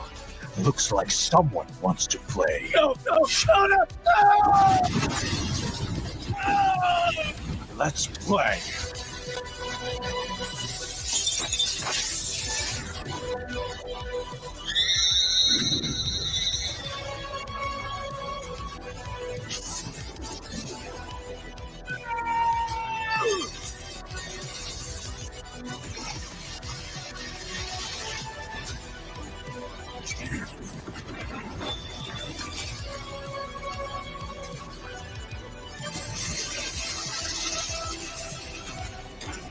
This isn't just a fight. This is war.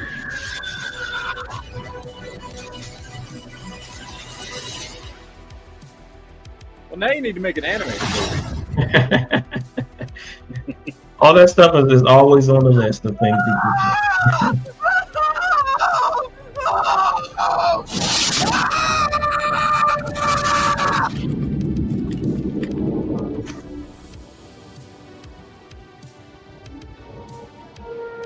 Looks like chaos is coming.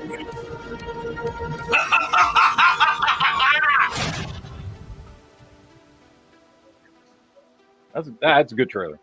Thank you. I like that. Yeah, we try to put as much quality into this stuff as we can, because that's what people are looking for. Looking for that quality of product, and keep them coming because we got a lot of stuff. Well, and I think now, I know certainly everybody in here, I think a lot of comic fans are just really kind of burnt out on all the major players. Honestly, too much weird stuff going on, too much stuff that just kind of spits in the face of fans, and just uncharacteristic of characters that have been around for decades and stuff like that. So people are actively looking for things that aren't tied to to the bigger corporations that are making corporate decisions that put whatever the hell it is over just good, simple, effective storytelling, I think. Right. And it's the reboots too. And I was watching some of the stuff from New York Comic Con, and I'm like, how many times do we reboot these X-Men stories? And just keep telling. Oh, dude! I mean, they can't stop with the reboots. They just can't. Like every. I mean, Marvel's done it way too much. DC's just gone off the deep end. Well, they just rebooted Batman again, and the old title is so late. Yeah, the old title is still running with the new rebooted series. Yeah, it's insane, and I don't know. I don't know what a lot of these people are thinking with that, but I think in the last decade or so, I think it's opened the door for way more independent stuff to gain popularity and people to find stuff that's just having fun and telling good stories and not weighed down by whatever BS, Warner Brothers wants to pump into DC or Disney wants to pump into Marvel or whatever it is, because honestly, outside of just some independent titles and things, I stopped reading comics. Yeah. I mean, that's like a lot of people, like I've on these streams have been telling, like, I don't even read comics anymore. And I said that, well, Comic Bird has a lot of good stuff. So we got sci-fi stuff, we got superheroes, we got fantasy books. So there's a lot of brand new stuff to like jump back into and hopefully bring you back into the fold of reading again. It's okay. Because it's just want to have fun. Like I don't want to beat you over the head with anything. I just it's just something fun and exciting. I mean, there's undertones and things like that, but it's not something that's going to like, hey, believe this. Like, no, we're having fun.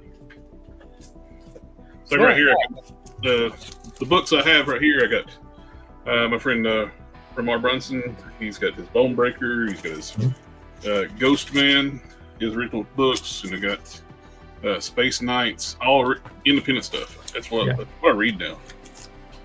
Yeah, I mean, if I'm buying anything from Marvel DC, it's because someone I know that works on the book. Yeah. But it's mostly just like, and especially most of the stuff I get now is from Kickstarters. So it's mostly indie stuff anyway. So yeah. Yeah. Mm-hmm. Because it used to be, and I'm sure it is still to an extent, right? But it used to be very, very difficult to find independent stuff. Yeah. Usually, it was very, very regional. Certainly when I was reading comics back in the 80s and 90s religiously, like if you ran across anything truly independent, it was a shot in the dark, man. Like you didn't know what was going on. Back in the day, I used to get the previews catalogs and make my orders out and order my books that way. And I'd pick up independent stuff even back then. It's like be flipping through and see independent sections. Like, oh, that looks cool. I'll order that, and like a Lynch Mob and other things like that. And yeah. Oh, I remember that book. Yeah. So sometimes they were good choices. Sometimes it's like. Did it ever have an issue too? Because I read the first one. I'm like, I don't think you're really going to introduce in this first issue. My goodness. Yeah. I have a mix about everything. I got about like 8,000 comics in my collection or better. Oh, awesome. And the internet is what changed everything for indie publishers. It was the internet, because it opened the door for you to self-distribute, and that's what changed the game. The ability to self-distribute books is what changed everything. Another friend of mine, he just got his book out, Skybreaker. Stephen Boyd. Mm-hmm. He just launched it. I made a custom figure of his character for him, so he's doing his going on a tour with it and with his book, and he's showing everybody his new figure. Right. And he's bringing the previews out, man. That was like it's kind of like the idea of the whole thing is that I found out their previews was disappearing from Bleeding Cool. I didn't find out it from that. They didn't tell me that the previews was going away. I'm like, okay, so how is this going to work now? How do people want to know that the book is available if you don't have a catalog that has the book? Yeah, I love those catalogs. When I was, everybody the previous catalog is coming out. Like everybody loves it. It's like a deal and a half when those previous catalogs come out. What were they, like $1 or $2 when they first come out, and they were like this thick, and flip through that. And it's kind of like the Sears catalog with the comic book, right? And then they were like, "Oh, we're going digital." And the funny thing about it is that when they went digital, they let us put an ad in there for free. So we got like the second to last digital catalog, Comics Bird got an ad in it. And then they're like, "Oh, now we're not going to put the catalog out at all." I'm like, "Yeah, okay, that helps us not." Yeah. I think I still got some of those old preview. It was called something else back in the days. It wasn't just previews; it's something else. Diamond took over. Yeah, it was like black and white back then. I don't remember what it was called. I think someone showed on like posted on Facebook that they had like the original book. Remember Wizard? Yeah, and magazine, kind of like the whole magazine thing is pretty well dead now. Yeah. There's a company. So Chip Zdarsky was doing his book to stores, like catalog little thing. I think it was. Not catalog, magazine. It was like maybe 12 pages. There's another company that's putting one. Like Chip is not doing his anymore because he's too busy. So another company's putting out a magazine for stores, and Comic Scene is back. That was out a long time ago, but now it's back again too. Oh, nice. So things are the circles. The thing is spinning and spinning back around to like stuff from the 90s and early 2000s. I will say once you get with like one of the independent distributors back to the comic book shops, they package their stuff really well. They'll box it up, bubble wrap that box, and stick it in another box. So that's how the printer I use, Comic Impression, they do it. Because I get the box and I'm like, oh, the box is here and it's heavy. I cut it open. Oh, look, another box. Now I take that box out. Then I open that, but oh look, what? It's another box. How many boxes are you going to put this thing? That's why you don't get the quarter-dings on your books, right? Like I said, I appreciate it, but like whenever I ship out stuff, I bag and board it, and then I pack all the plastic and stuff in it just to save it. My friend local has got a comic shop. He dropped Diamond as soon as Lunar and Pink and Roundhouse came available. He dropped Diamond on the heartbeat because everything you get from Diamond was damaged.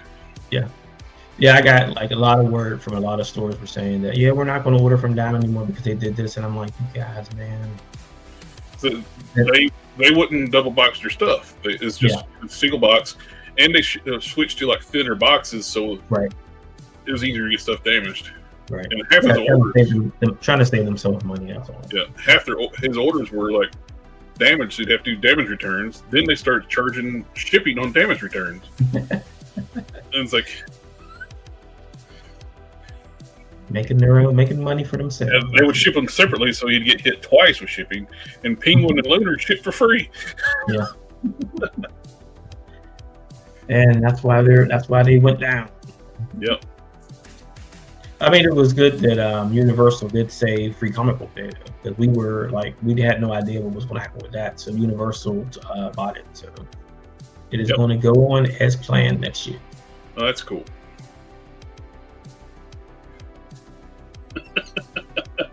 Matt, your thumbnail. But, so I mean, you like it. Don't play. Does anybody has any questions or anything? With the Kickstarter going, you've got 18 days to go, and you're just a little over halfway through there. Yeah, we needed some support from the audience. Yep, and like I said, for how much do your comics usually run? Like they're $4.99. They're $5. $4.99. You get so basically you're getting for $40. You're getting a extra figure and a $5 comic book on top of that. So it's a one shot. It's 40 pages, so it's $15. So you're getting a $15. Yeah. For that's a hell of a deal right there. It's like, well, I'm going to back this right now. Yeah, like I said, that I mean, my whole entire thing is because when I do these, I want to make sure I'm getting my money's worth, and I want to, because it's something you don't know anything about. It's a brand new thing, so I want to, like, the barrier entry is really low, and there's a lot of story and things in there. So you can get, if you just want the book, you can get that. You can get copies of The Edge in single and trade format. You can just get the army builders. So you can just get coffee if you want coffee. So I've always tried to make as many options as possible, because I mean that's the fun part about it. Everyone's abandoned us, and they're all. I'm still here with you. don't know where I'm JB. here, I promise. I It's all good. turn my camera off for a second. Get the text message on Kickstarter. Look, I need my pin code to back your book. Yeah, I said like we crossed the 18-day mark this afternoon. So like I said, long way to go. We're below pace, but I mean I'm still a little confident that we're going to get this done. But like I said, there's still stretch goals, so we still have to unlock those extra heads for the suits. And you're one pledge closer now. I just backed. Appreciate it. Thank you. Every little bit helps. Well, it's like $15 book and an action figure. It's like for $40. So why not? It's like, yeah, that's what I said when I set it up. I'm like, man, everybody's going to want this for this price. Absolutely. But I mean, just getting in front of the right people. It seems like it. Yep. It's been where I've been. $25 for a 3 3/4 inch figure and a $15 book. Mm-hmm. That's no brainer right there. I was like, yeah. So I've been doing the. Do you do the like extreme sets? Do you get those? Which one? They're called. It's called extreme sets. They're like dioramas. Oh, I haven't got into the diorama stuff too much, but so I don't know where they're at. Yeah, the Extreme Sets website. Yeah. Yeah, no, I've got 3 of those. One of them I use for the backgrounds of my videos. Some of the other ones I have spread out kind of amongst the collection in the background. Some up at the top there, a couple over here. Yeah, I've got the one I use currently for my review videos is the one that kind of looks like Mos Eisley. Mm-hmm. It's basically Mos Eisley. Yeah, they couldn't say that's what it was, but it's Mos Eisley, right? Like, so that's one I use for the backgrounds. I've got some others that I've used in the past that are kind of sci-fi background stuff. Their stuff's really cool. Yeah. I've got 4 of them on the table that I'm getting ready to put together. That's what I was going to do, like throw the figure in there, and then do all the things with the extreme sets. I do have the original prototype that Blues Collector did, so I'm going to throw that in there and do all the posing and stuff. Very nice. And I love that they got all that articulation in there.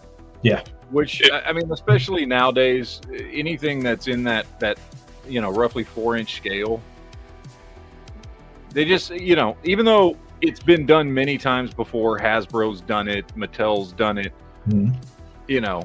a lot of times you don't get that level of articulation in a figure that small. You get like the Super 7 reaction figures, with the 5 POA, which is fine and they have their place.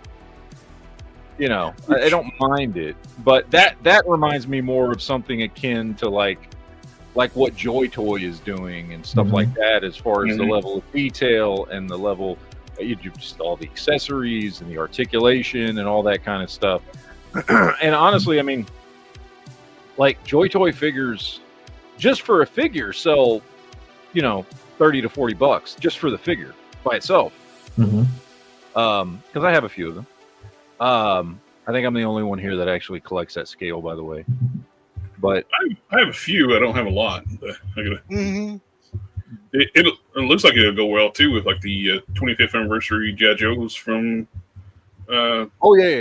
They're modular with all modern figures, so you'll be able to swap parts with like back in the heyday too of the Marvel Universe.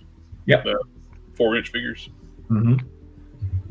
Yeah, so they'll scale with anything modern. I talked with the Joy Toy and the Eagle Force and all those other guys, and making sure that the figure will work with those ones also. Very cool. So you'll be able to kit bash if you want.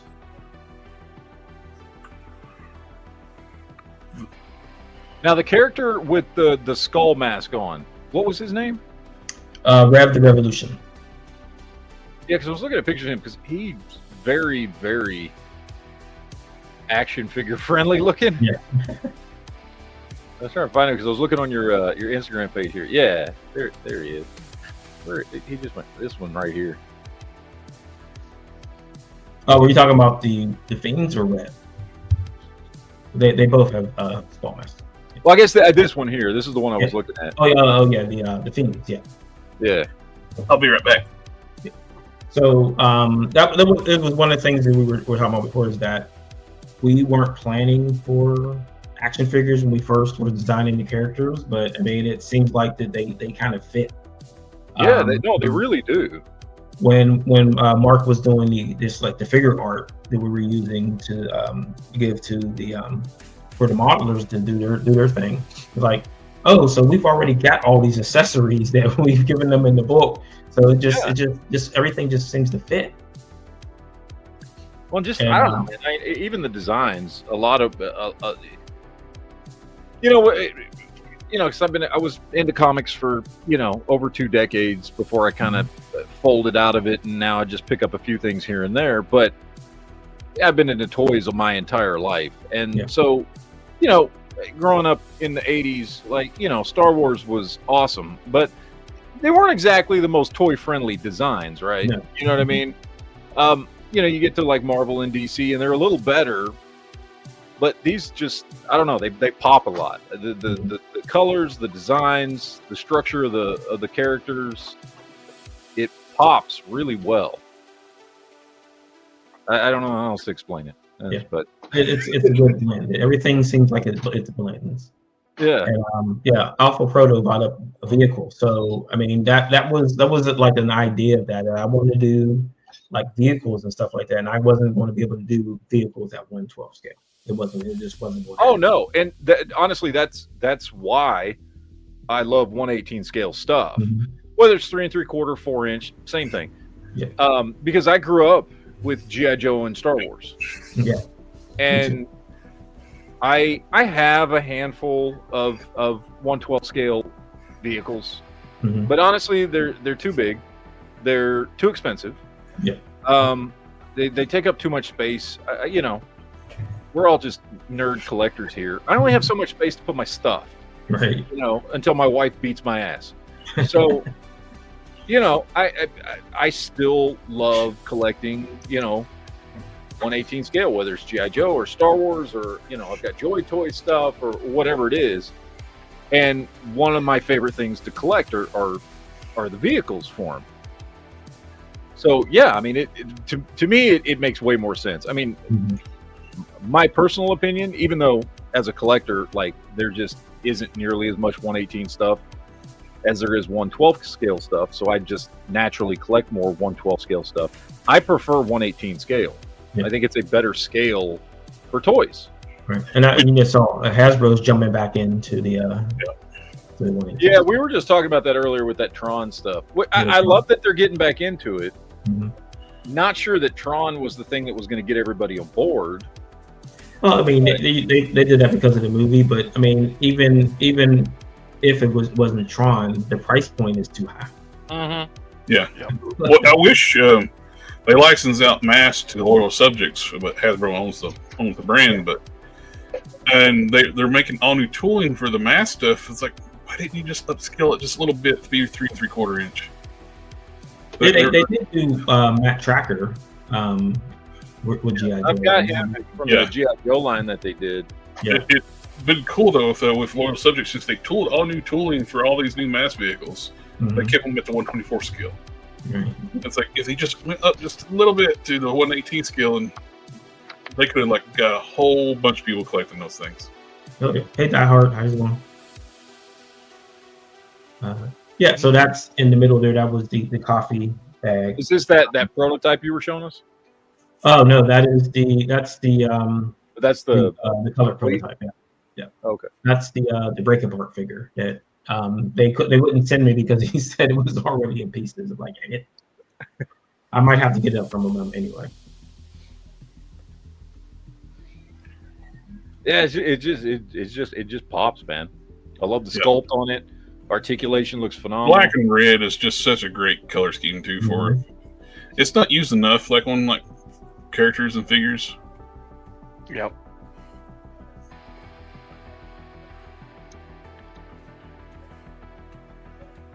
Yeah, this is beautiful art.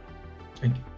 Yeah, that's the cover to issue. That's I think the cover issue. It's issue 11. Yeah, that's issue 11. So if you remember before when I said that we took one of the character's powers away and then he had to figure out a way how to get his powers back, that it was this character. But he's the youngest one on the team, so he's the more impressionable. So we took his powers away in issue 5, and he does some things that he shouldn't have done to get his powers back.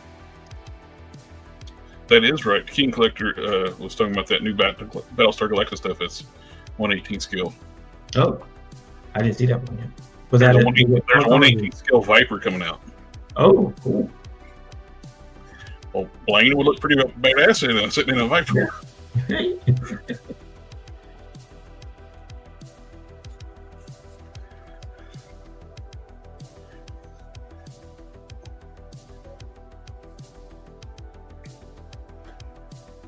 Yeah, so we were going to be part of a fighting game. I don't think that's happening anymore. So, yeah. So in the nature of all things, there's always that, hey, let's go and do this thing. And then people get like full of themselves and then it dies. But there is a trading card game that features edge characters called Scattered Nexus. So it's an indie battle card game. So we'll have some new cards for that for the Kickstarter also. Now, is that what these cards were? Because I noticed you had the cards for sale here. Those are postcards. So no, those are different than the Scattered Nexus. Oh, okay. Yeah, I got a box over here. So there's the card there. You know, I'm just going to say it. I think he looks better with his head shaved. It's a helmet. It's a helmet. Oh yeah, right. You forgot it's a helmet. Yeah, it's a helmet. He snaps on. Yeah. But he goes out on an adventure. He snaps on his helmet, and then when he comes home, he puts it on the stand. I'm not even going to charge you for that consultation fee.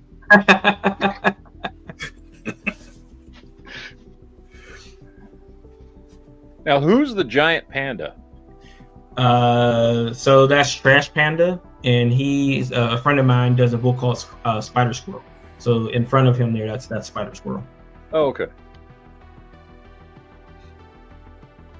I love big bulky characters. They make for great action figures. Yeah.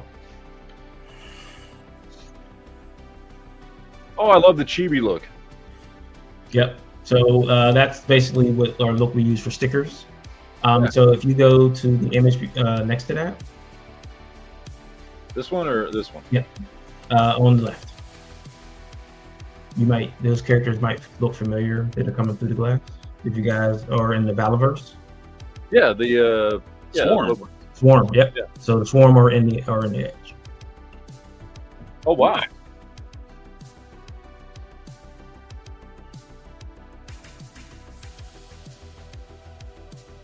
What is that? Which one? Is that me or y'all? I don't hear anything.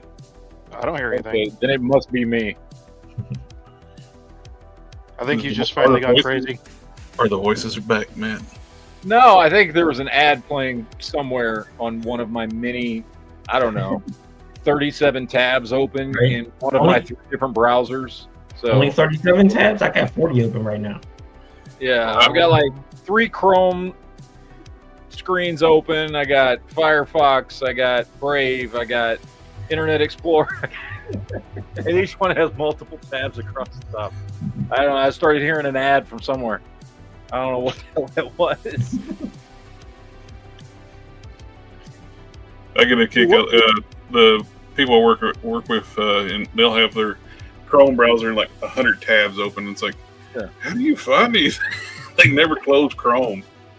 So what's the best way to get a hold of the comic? I mean, we know for the figure, go to the Kickstarter. The comic itself, is it just the best thing to do? Just order it directly from your website, or are there? Yeah, so you can either do that, or you can. They're in the Kickstarter, so you can get. I think you can get. Well, I'm getting ready to add issue 12, so you can get issues 1 through 12, and I always try to give a discount, so it's $55 for 1 through 12. Okay, that's not bad for all 12. Yeah, but if you want them right now, you can get them from the website. And like I said, that as soon as I get the order, I pick up the book. Here you're going to add it after I just backed you for figures. Now on the, because I know you've got the different volumes. Now, when you send those out, is that an actual like a trade, or is that just multiple books? Yeah.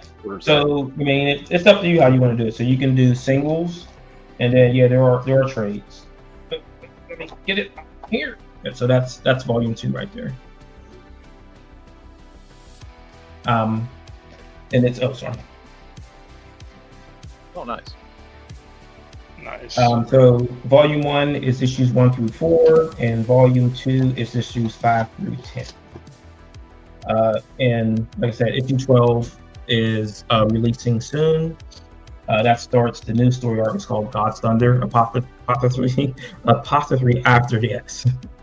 Okay, cool. No, I mean, nowadays, that's what I was wondering, because nowadays I mostly just collect trades, because for some reason I have some things stuck in my head that if I buy an actual comic, it's something from when I was a kid and would do the whole 2 boards in a bag to protect it and all that shit. Like, I have I'm less likely to actually read it. I'll stick it on the shelf and make sure it stays in perfect condition. But with trades, I just don't give a shit. Right. Because I'm like, it's just a trade. Right. And so I was like, I'm just gonna buy trades from now on instead of. So I like everything I read. I get to catch up on once every 6 months when they release a new trade. So the trades are on the Kickstarter too, so you can get both volumes. I think I discounted that to $35. I think. Oh, nice. Or like I said, if you want them now, you can get it from the website. 18 days to go, everybody. You need to go back it right now. Back. Right? Meow. Do it now. Back it now. Like when I was, we were on our Comics Burg stream earlier, and I said that, I mean, you don't want me to have to come to your house with my laptop and help you back it. Do you? I need to do that. I need to come to your house. Is that a threat or a promise? It's both. You can't threaten me with a good time. Yeah, I'm finding that it's a good sell point. So I get a lot of people would say, I'll wait for the trade, and I don't always have the trade out. I'm like, oh well, I've already got it. Here it is. Some people like the singles. Like I've had people buy both, so they get all the singles, and then they said, I'm going to keep these in the bag and board, but I'm going to use this for my reading copy. I had people come up to me and say, I just want a graded comic. I've got those too. And then I had someone who didn't read comics, but I got him with the copy. So. Good. I'm making a sale no matter what. I'm selling you something. I got stickers, we got pins, we got something for everybody when you come to our table at a convention.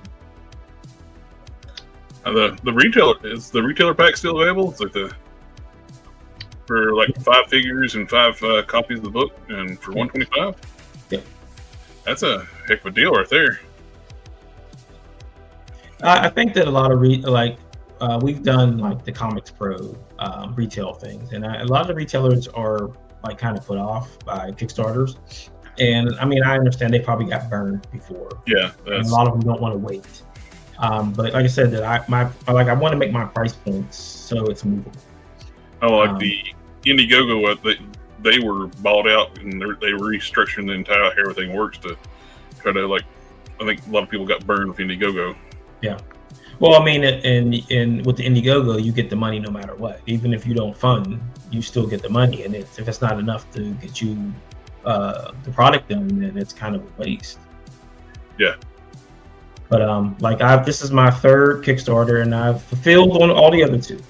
So everybody will get everything that they ordered, and probably more, because I always throw extra stuff into it. Like I'll be packing stuff in the boxes, and like, oh, I've got extra of this, and I'll just put it in there. Well, this is my third Kickstarter I backed, so. Oh, cool. I appreciate being the third. The first one was Loose Collector's Monster High. Oh, yeah, me too. I got that too. And I got the comic book Neil for before Doomface, and now the Edge Blaine figure and awesome. Book. Yeah. Actually, Yeah, so we're I've worked all the way up to issue 20 of the book. That'll be the point of where we have to actually start working on stuff again. Actually, just promotional stuff. So we were really far ahead. I'm just now thinking, I think this is actually my fourth one. For some reason, my first one don't show up unless I made another account and I didn't realize it. Right. Mastermind Creations did one, and I backed one of their figures. That's how I can't log in. I'll just make a new account. I probably used I got like 15 emails. So Right.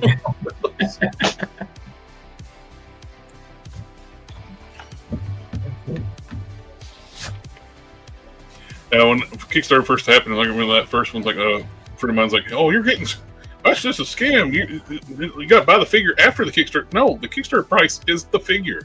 Yeah.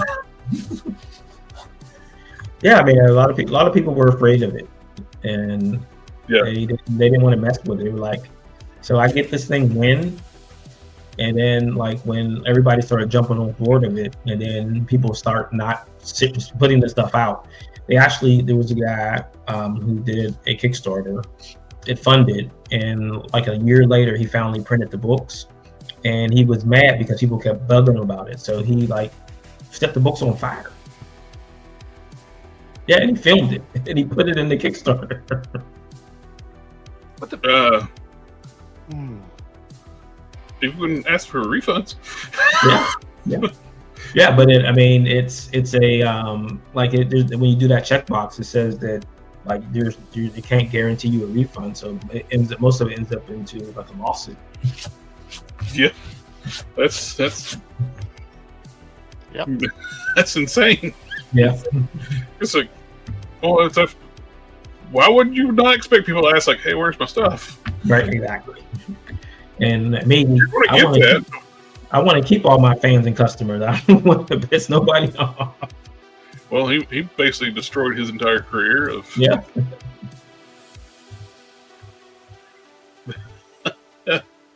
burned everybody's books instead of delivering them. Right. Take it. He don't go to conventions. It'd be one of those things that I better not see you at this convention. Yeah. Because we got words for you, but where's my stuff? Yeah, sometimes. Well, you got a lot of great stuff. The figure looks good. I'm hoping it's going to fun for you. You're halfway there, so we can start. And I think I'll feel better. You got one sale out of it tonight. Right. I think I'll feel better once we hit 70%. Then I can breathe a little easier. But it depends on when we get to 70. If it's 2 days to go and it's 70%, I'm like, oh crap. What? But Hasbro can have theirs mysteriously fund in the middle of the night on the last day. I'm sure the same thing can happen here, right? Yeah, if I want to build have another email address and just start throwing money in there on my own. I need more rich relatives, I think. Don't we all? Yeah. I'm your long lost nephew. Hey. Mr. Rich Uncle Moneybucks. Oh no, it's the Monopoly guy. My uncle now. I I saw something a while back where somebody won the lottery and I think he sued some I don't know, like a company or something. Like they told his name. It's like now his family knows. Like he didn't want nobody to know. Wasn't that like because like not every state you have to declare? Like Pennsylvania is a state where you have to declare that you won the money. So they tell you just to put it into like a set up a LLC, and then the LLC is the beneficiary of the money. Yeah. But I mean, I wouldn't want anybody to know if I won the lottery, because they would come after me. Nope. So. I wouldn't say anything. There would be signs, but I Right? wouldn't say anything. Where'd you get that gold-plated tulip from? Oh, what did you like to know? What kind of neck articulation does your figure have? Is it a ball peg or a disc hinge? What was that? The neck articulation, is it going to be like a double ball peg, or is it going to be like a disc hinge? It's a the pin. Yeah, he'll be able to do the all the fun stuff. You'll be able to twist his head around. Like I said, that I just wanted to be as close to the other modern figures as possible, so you can just pop it off, pop another head on. Mm-hmm. So whatever anybody else is doing, like we'll make changes as needed. Like I said, I've already talked to those guys, and they gave me some directions on what to do. So whatever they say is the direction we'll go in. Cool. You're talking to the experts. May as well listen to the experts. Right. I mean, I'm that guy. I like creators who can do things that I can't do their thing. Mm-hmm. Yeah. It's like when I need like some visual designs or something, or flyers, I don't do it myself. I get my flyer guy. Like, hey, can you do this? And then a couple hours later, I got something. I'm like, I'm not going to sit there and figure out how to put a box here and do all that other stuff, because I'll just pay somebody else. It's like, you're an expert, but I'm going to tell you how to do it. Right. Cool. Well, have you seen anything on Toy Fair not Toy Fair? I keep on calling it Toy Fair. I'm looking forward to the New York Toy Fair in February. I keep calling it the New York Comic-Con. The Comic-Con? So one of my favorite characters from G.I. Joe the movie was Big Lob, because like he's out of hand and out of pocket when Big Lob makes his move. So I got to get Big Lob. I wasn't like they had Big Lob in the in a 1/18 scale, but it was from the Collectors Club, so I never was able to get it. So I guess I got to get the 112 Big Lob. It looks good too. Like I like that they gave him actually better shoes. They were like shoes over boots. But I didn't get to see everything that came down the pipe. I did see that McFarlane is doing Image first, like some of the original Image characters. It's something we've all been saying, like, dude, make characters from your own company. Yeah. I know a lot of left and stuff. I was really surprised when they did Grifter and he didn't have his guns. Like, yeah. He's guns. He's Grifter. It's like DC's version of Grifter, and like Warner Brothers had that stupid thing going on where their figures can't have guns. Mm-hmm. So how do you do a Deathstroke character? Yeah. Didn't the Deathstroke McFarlane toy? I mean, I've seen Deathstroke. They gave everybody who is supposed to have guns swords. It's like, isn't sword more violent? Is that your custom Big Lob? Big Lob. That's my custom Big Lob. Would the clock run out? I didn't think they were ever going to make him, so I made him. Yeah, it took him a long time to get. Dude, you would think the characters from the G.I. Joe movie would be like the first ones they would make. Every G.I. Joe fan loves that original movie. Mm-hmm. I mean, they didn't even do, what was it, the original 8? Now I saw Zap was in the reveal. I was like, that's like the original character from the set. Why is it taking them so long? It took them so long to get to Zap. Yeah, of course. I do like they corrected ship when they first started the classified line. It was like they were like a mix between G.I. Joe and Fortnite. Mhm. And bright, garish colors, actual Nerf guns as weapons. They listened to the fans and actually corrected ship and made them like classic designs. Mhm. Oh, and the Cobra Law Guard. I think I did get that one. And Oh yeah, that looks good too. So now all you need is Globulus. So many people hate Cobra Law. I like Cobra Law. I like it in movies. Why? It's Mhm. I think they didn't like it because it took it into more fantasy than like modern military. I mean, even like some of the sci-fi stuff in there was kind of well, Sergeant no, they Slaughter. did time travel, so never mind. Sergeant Slaughter was the super soldier, so it was Right. already kind of fantasy. He was breaking machines with his bare hands, Yeah. like robots. I just think that people didn't like the weird. It was because it was weird. It was a little Yeah. off-putting a little bit at first, especially. I know a friend of mine said that Cobra Commander ripped off his shirt and his skin started to change and everything. It freaked him out when he was little. Well, I watched the Transformers movie first when they murdered all my childhood heroes. Yeah. So G.I. Joe was kind of tame compared to it. Well, I mean, I think we kind of escaped that because the storyboards had more Transformers dying than they had in the actual movie. Yep. And well, that's why they changed Duke surviving too, because he was supposed to die. Yeah, yeah. And I mean, if you don't listen to them talking, like he's dead. He took a snake to the heart, dude, but Duke was dead. He's dead. Oh yeah, I mean they basically just made him undead by adding a off-screen line of dialogue Mm-hmm. of was it Scarlet saying he's fallen into a coma. Like, Right. like no, he was dead, dude. Dude, I'm he was okay. It's like Voltron on the U.S. like dub thing, and when that one member gets killed, and it's like, oh, we sent him off to the hospital planet. He'll be fine. Right. What made it worse is like the show did so well in the U.S. The U.S. company like commissioned the Japanese animation studio to do more shows with the original characters. Like they're like, he died. Mm-hmm. What are you talking about? Right.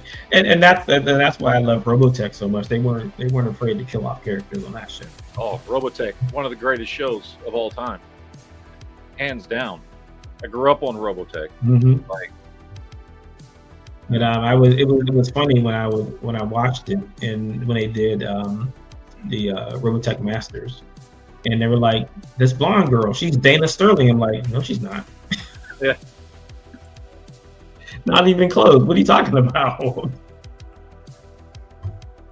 There he is. Yeah. Big Law makes his move.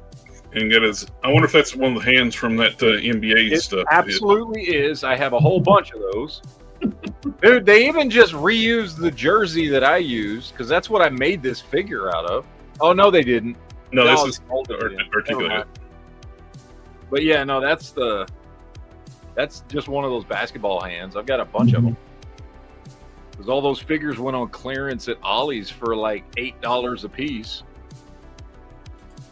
And they were what, $50 when they came out?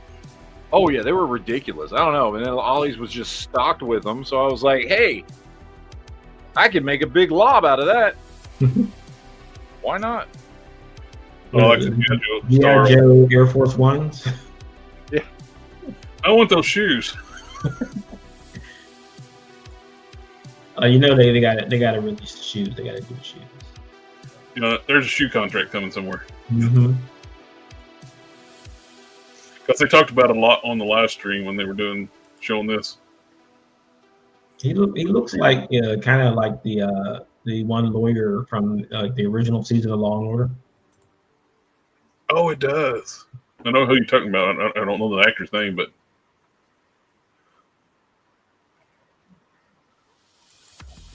Yeah, so that's all the Raw has, right? That's all of them. do you want now? All the Raw has from G.I. Joe movie, that they have figures, all of them have figures now, right? Mm-hmm. So you got Law and Order, Tunnel Rat, Jinx, and Chuckles. Yep.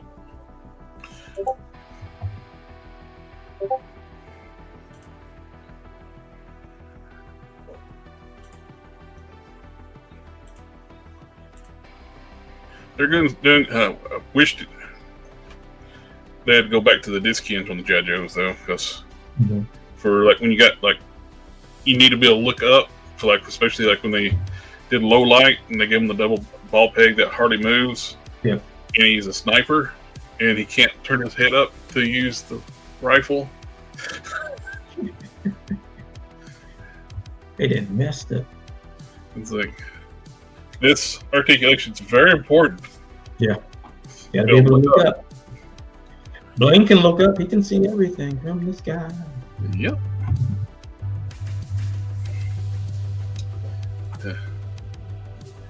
Said I miss Big Lob's afro. And if you ever want to come back on too, like talk about toys or anything, and talk about your comic and Kickstarter, and you're always welcome to hit us up. And appreciate it. And I'm hoping that the backs of the great looking figure, great looking character designs, and I hope many more figures down the line for you.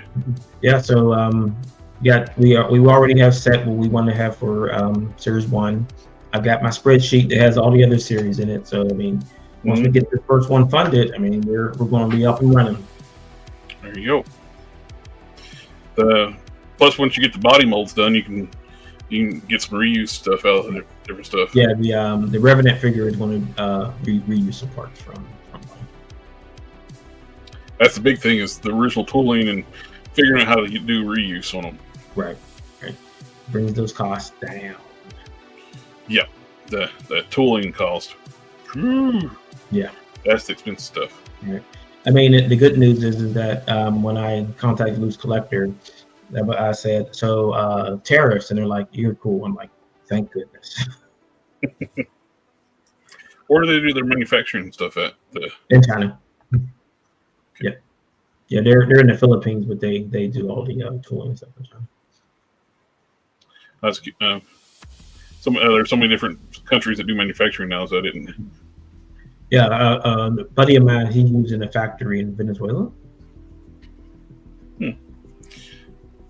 Well, the Hasbro's been moving a lot of stuff to Vietnam. Mm-hmm. I mean, every day I wish that someone would open a factory in the States. It would make so much. It would be so good for people, especially independent people like wanting to do stuff. Mm-hmm. And like it'd open up things too. Like plus you go right now, you got language barriers, different things and dealing with overseas, making sure you're dealing with a reputable company. Right. But if there was like somebody in the U.S. that could like do specialized like manufacturing like that, that would be so cool. Yeah, I've done like reach out and they're like, no, we're not interested. I mean,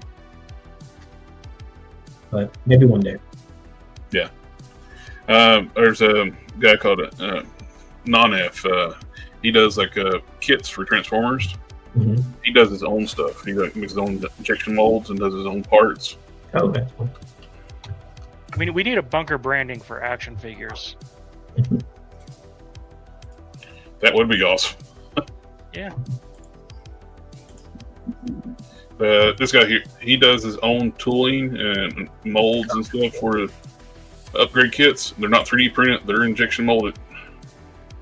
Awesome. You'll get stuff like on sprues, like model kits. I'm a big Transformers collector too, so I like action figures, Transformers.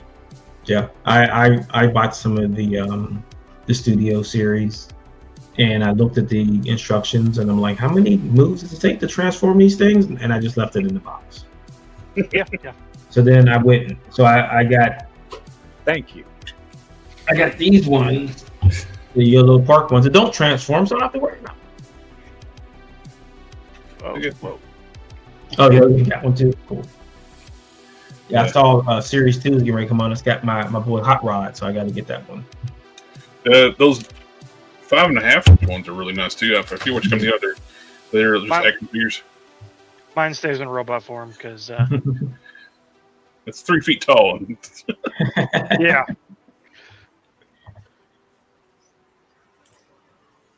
But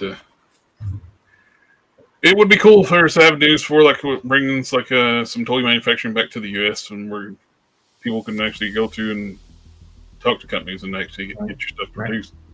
right? And then like I see a lot of people who are doing they have to fly over to China to make sure that things are getting done. Like I can just drive to the place. Like Yeah, because look how many things that's happened with Hasbro, and like where figures get made at the wrong scale. Like the Fantastic Four, the first wave of the Fantastic Four retro carded figures, both was it the Psycho Man and the High Evolutionary? They're too small. They're tiny compared to the other figures. They should be like a head taller than what they actually are. Yeah. And that's when they started doing, instead of sending the physical copies, like that's when, I think some of the first ones they did like just digital files and sent to them, and didn't send them like prototypes. right. And the digital files weren't scaled properly. Yeah. It happens. Yep. But Loose Collector's doing some impressive stuff. I know they're going to knock this out of the park for you. Yeah. I mean, I'm really excited to have the actual figure in my little rubby hands. Their cryptid stuff, those big, they got stuff from those new ones like the moves and things like that. Yeah, that Bigfoot thing is just crazy cool. They got coming out. They got chupacabras, they got dogmen, and they're doing it right, and I'm really glad to be working with them. The Burning Hammer stuff looks cool, but I hope they don't get in trouble for likeness stuff on that. Right. And I thought that like they went back and did some retooling for those because like a few people made some complaints about the figures. The biggest one that I worry about is like Jackie Chan likeness stuff like that, because he's he's a major celebrity in China, so you can knock off anything else, but you don't want to get sued by Jackie Chan. Yeah, well, but they can shut your factory down if they That happened with I think it's a third-party company, Black Apple or something like that. Weijing. They were doing like knockoff Transformers, which they didn't care about. They did like they did upgrade them. They did like better articulation, upscale elements, different things. But then they did the Iron Man, and that's when Disney and China was in a better relationship. And so they shut down that factory and arrested people. Wow. Because they did Iron Man. Don't mess with the mouse, man. Don't mess with the mouse. But now, I don't think they have such a good relationship now, so. Now you can mess with the mouse all day long. They hate the mouse now. Screw them.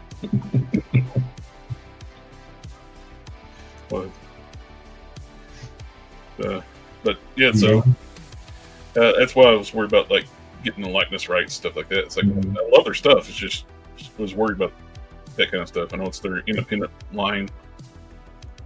Yeah, they got to be careful because the lawyers are ferocious. But it's the certain things like nobody cares, but if you get the wrong thing, it's like, oh, we got to shut you down.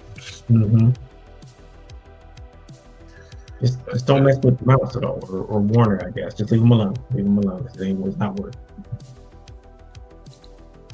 But it's like third-party companies make Transformers all the time. Like as long as they don't call them Optimus Prime, it's fine. Yeah. Even like big third-party companies like Loose Collector, Loose Collector, Fans Toys. They make sub-brands when they're making something that's in the gray area. So, this is not Ironhide. This is not our Fans Toys figure. This is Perfect Fusion. Right. Doing it, but they want it Perfect Fusion. Right. Hot Rod was I think Hoodlum. Hoodlum was his name. Dick Nunn did a great like Rodimus Prime with the actually full perfect transformation. It did like a more like a Studio Lock style robot. and transforming the Winnebago thing perfectly, and has big wings on the back. On beautiful figure. I got one. But yeah, it's certain things they don't care about. It's like it's the original thing. If they're straight up knockoffs, that's what the biggest thing that's more frowned upon. But if they're doing their own thing, unique molds and stuff, normally they don't get bothered. Right. And as long as they don't put those symbols on them, they're okay for the most part. They can't do the trademark symbol, but you can have the face that looks exactly like the character. Right. When third party first started, they even didn't do that. They kind of like stylized things. Then it got to more and more like, hey, let's get closer and closer to what it's supposed to look like. And now it's dead on. I mean, yeah, it's one of those things like do it until they say something, right? Yep. Well, it's like this is a knockoff, but not a knockoff of the Studio Series Optimus Prime. Yeah. They upgraded this thing. This is a direct knockoff of the Studio Series Prime. You can see all the screw holes, everything, just like the other one. This Megatron arm actually came with this. It fit. See, like the backpack's like more jumbled up. You got a cleaner design. The arms, there's no screw holes on the back, no screw holes in the leg. They re-engineered the entire figure to be a cleaner figure. And so it didn't come with the Autobot symbol. I put those on. But it came with 3 different head sculpts, the trailer, everything. Came with this Megatron arm and the blaster and the blast effect. And great piece. This is better than the actual official figure. Right. I had the official one too. But they do some really cool stuff. And it comes with like this is a season 1 cartoon head I got on it. The original one didn't come with that. It came with more of like an MP10 style head. Okay. But yeah, they do some really cool stuff and they upgrade what they do. And sometimes they're better than the official. Like that one. Yeah. It's like Hasbro announced they're going to do a redo of Studio Series with a Megatron arm, which is the cab only. All right, you're too late. The third-party companies have already done that. DNA Designs is actually making a kit. It's got the Megatron arm and the Optimus Prime head and the fusion cannon. Or you just buy the upgraded KO. Right. They saw that it was popular and people wanted it. It's like, oh, us too. We wanted to and do too now. And you're like, oh no, that's okay. Hasbro's like, we'll do that now. We're just late. Sit back down. But they do some cool stuff. I love this cap. This cap is a great upgrade from the 2-pack, the Gamerverse. Best cap in America they made. Would have been nice had scale mail, but other than that, it's an upgrade from altogether. But yeah, I'm looking forward to getting my Blaine figure to add to my collection. I got like a Toy Alliance non-transforming Optimus Prime. It's like 19 inches tall, so I can display them there. Oh, cool! You can be friends with Optimus Prime. That's awesome. I got the Optimus Megatron. That's the only 2 they made. They were going to make more, but it didn't do as well as they thought, I guess. They were going to do Soundwave next, which would have been awesome in that scale. Nice. Yeah, I saw the Soundwave with Laserbeak, but then I saw the studio one that has like all the sets.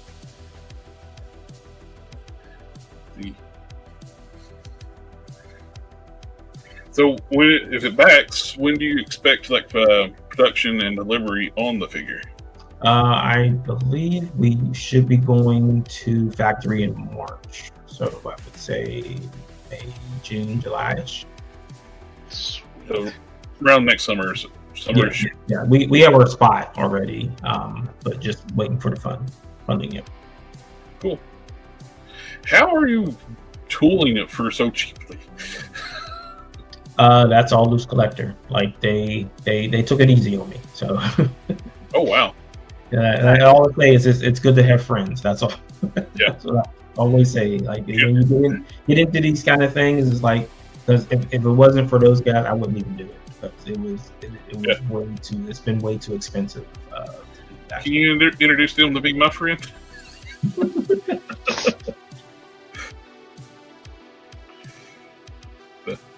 If you want to come back again for your campaign closes, we would give like a little push at the end if you want to. Oh, awesome! That's cool. Let me know when you have days open, because Well, anytime you want to come on, like we can always make room for you. Like on okay. Cool. We do a standing Friday toy news show. Yep. And so you're always welcome to come in, and I can send you a link to it anytime. Sweet, appreciate it. Absolutely. And It's always good to have new people. I mean, yeah. Right. I mean, it's always nice to meet new people, and hopefully you guys are all going over to the Kickstarter and giving me your hard-earned money, and I appreciate it. Yep. Absolutely. I backed it. Thank you. I backed it. Sif backed. Krypton's Toy Bot backed it, and he screams like he used to be Sif for life, and so I keep just want to call him Sif. Mm-hmm. And so we lost JV. Well, his connection died again. Mm-hmm. We went to go watch TV. Yeah. Well, we started breaking up the toy news like in homework assignments. We split it out so we're not just one of us or just two of us talking all the time. Right. And I think he skips out when he don't do his homework. You know what happens when little boys and girls don't do their homework? Failing. You actually see him start scrunching some paper up against the mic. He doesn't realize the video's on.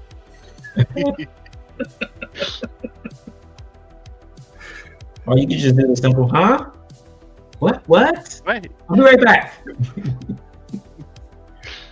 He was delayed tonight. Yep.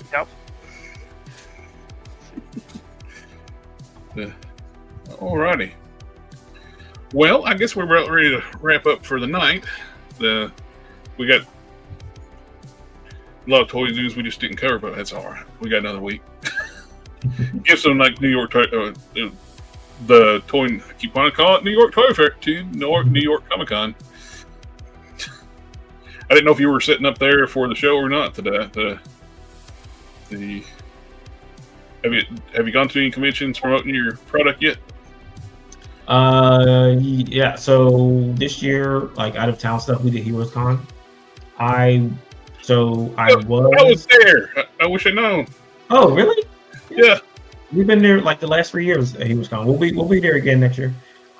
So I did get a badge for New York Comic Con, but I couldn't make the cost make sense. And then I met a guy, Ben from Tenacious Toys, and he had table space for me, and he didn't tell me until I didn't meet him until like 2 weeks before New York Comic Con, or I would have been when it went. But man, it's expensive. Yeah, for like months and I was like trying to like make it make sense, and it just wasn't making sense because I wasn't planning a table because I couldn't get a table, so then I couldn't make money back. But then he was like, "Oh yeah," I'm like, "Dang it!" wish we would have met like 2 months ago. The one convention too to look at too. I couldn't justify that for where I live at to go to it, but the Mythic Legions Con is apparently like where you go for like independent toy personnel. It's apparently it's got not only is it Mythic Legions, it's basically everybody out there that's got independent toys right now go there as a sit up. You got Valor, Joe Lanta and Joe Fett are the ones, and then there's PowerCon. And I think PowerCon is like with Joe Lanta now, because it used to be in Ohio. Now it's just going to be in Atlanta next year, I believe. Yeah, they haven't had it in a couple of years, and so it's going to be coming back this in 2026. Mm-hmm. It was originally in California, PowerCon. Right. And a lot of people complain when it left, but I can understand the cost. Yeah. So I mean, I'm hoping to do one of the toy shows next year. and hopefully I'll have the actual figure there, and then we can start pushing towards the rest of the figures in the series one. Very cool. All righty. Well, thank you again for coming out and hanging out with us tonight, and it was really cool getting to talk to you. Thank you, appreciate it. If you want to bring your artist in, or anybody else want to come in next time, they're more welcome to. And very cool. He doesn't do any streams because I've like said, hey, can you come on a stream? He's like, no. I'm like, okay, I won't push. We'll offer too, like when you say that do a stream, just do it overhead of his art station, where you can it does make people more comfortable if they're not showing their face. They just talk to show their hands where they're on. Like we do like a customizing action figure streams. Nobody's face is on the screen. It's just their workstations while we're customizing. Yeah, we don't subject people to that twice a week. That's you can't handle this much like greatness at one time. Awesome. But yeah, a lot of people don't like to have their face on streams. Like, no, don't worry. It's an overhead workstation. And I've seen people do customizing streams where they're like, this is my face. I'm just looking down, working on stuff. It's like, what's the point? It's like, I want to see what you're doing. Right.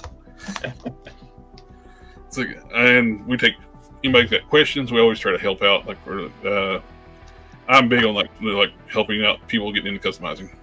Cool. Yeah, I mean, I'm same thing with comics. Like people who are trying to get into that mode. Like, I'm always willing. Been a year on that too. I've been working on writing a story as well. Oh, cool. Yeah.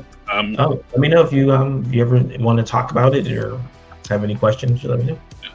Yeah. Talking with Raymar Brunson, where I got Bone Grinder and Ghostman artist. He's going to be working with him next year on the book, but definitely would like love some feedback. Cool. Yeah, just let me know. I don't have the script written out. I got the stories written. I need to work on this. Oh, yeah, you got it. Plot line. Yeah. Okay. Yeah. Definitely love some feedback on that if you got some time. Yeah, sure. Yeah, I mean, just you get my emails, just shoot me over. Cool. He probably won't steal your stuff.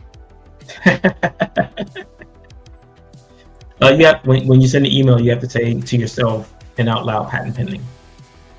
Yeah. I got quite a bit written out, and a lot of different character designs and stuff too. Cool. Mm-hmm.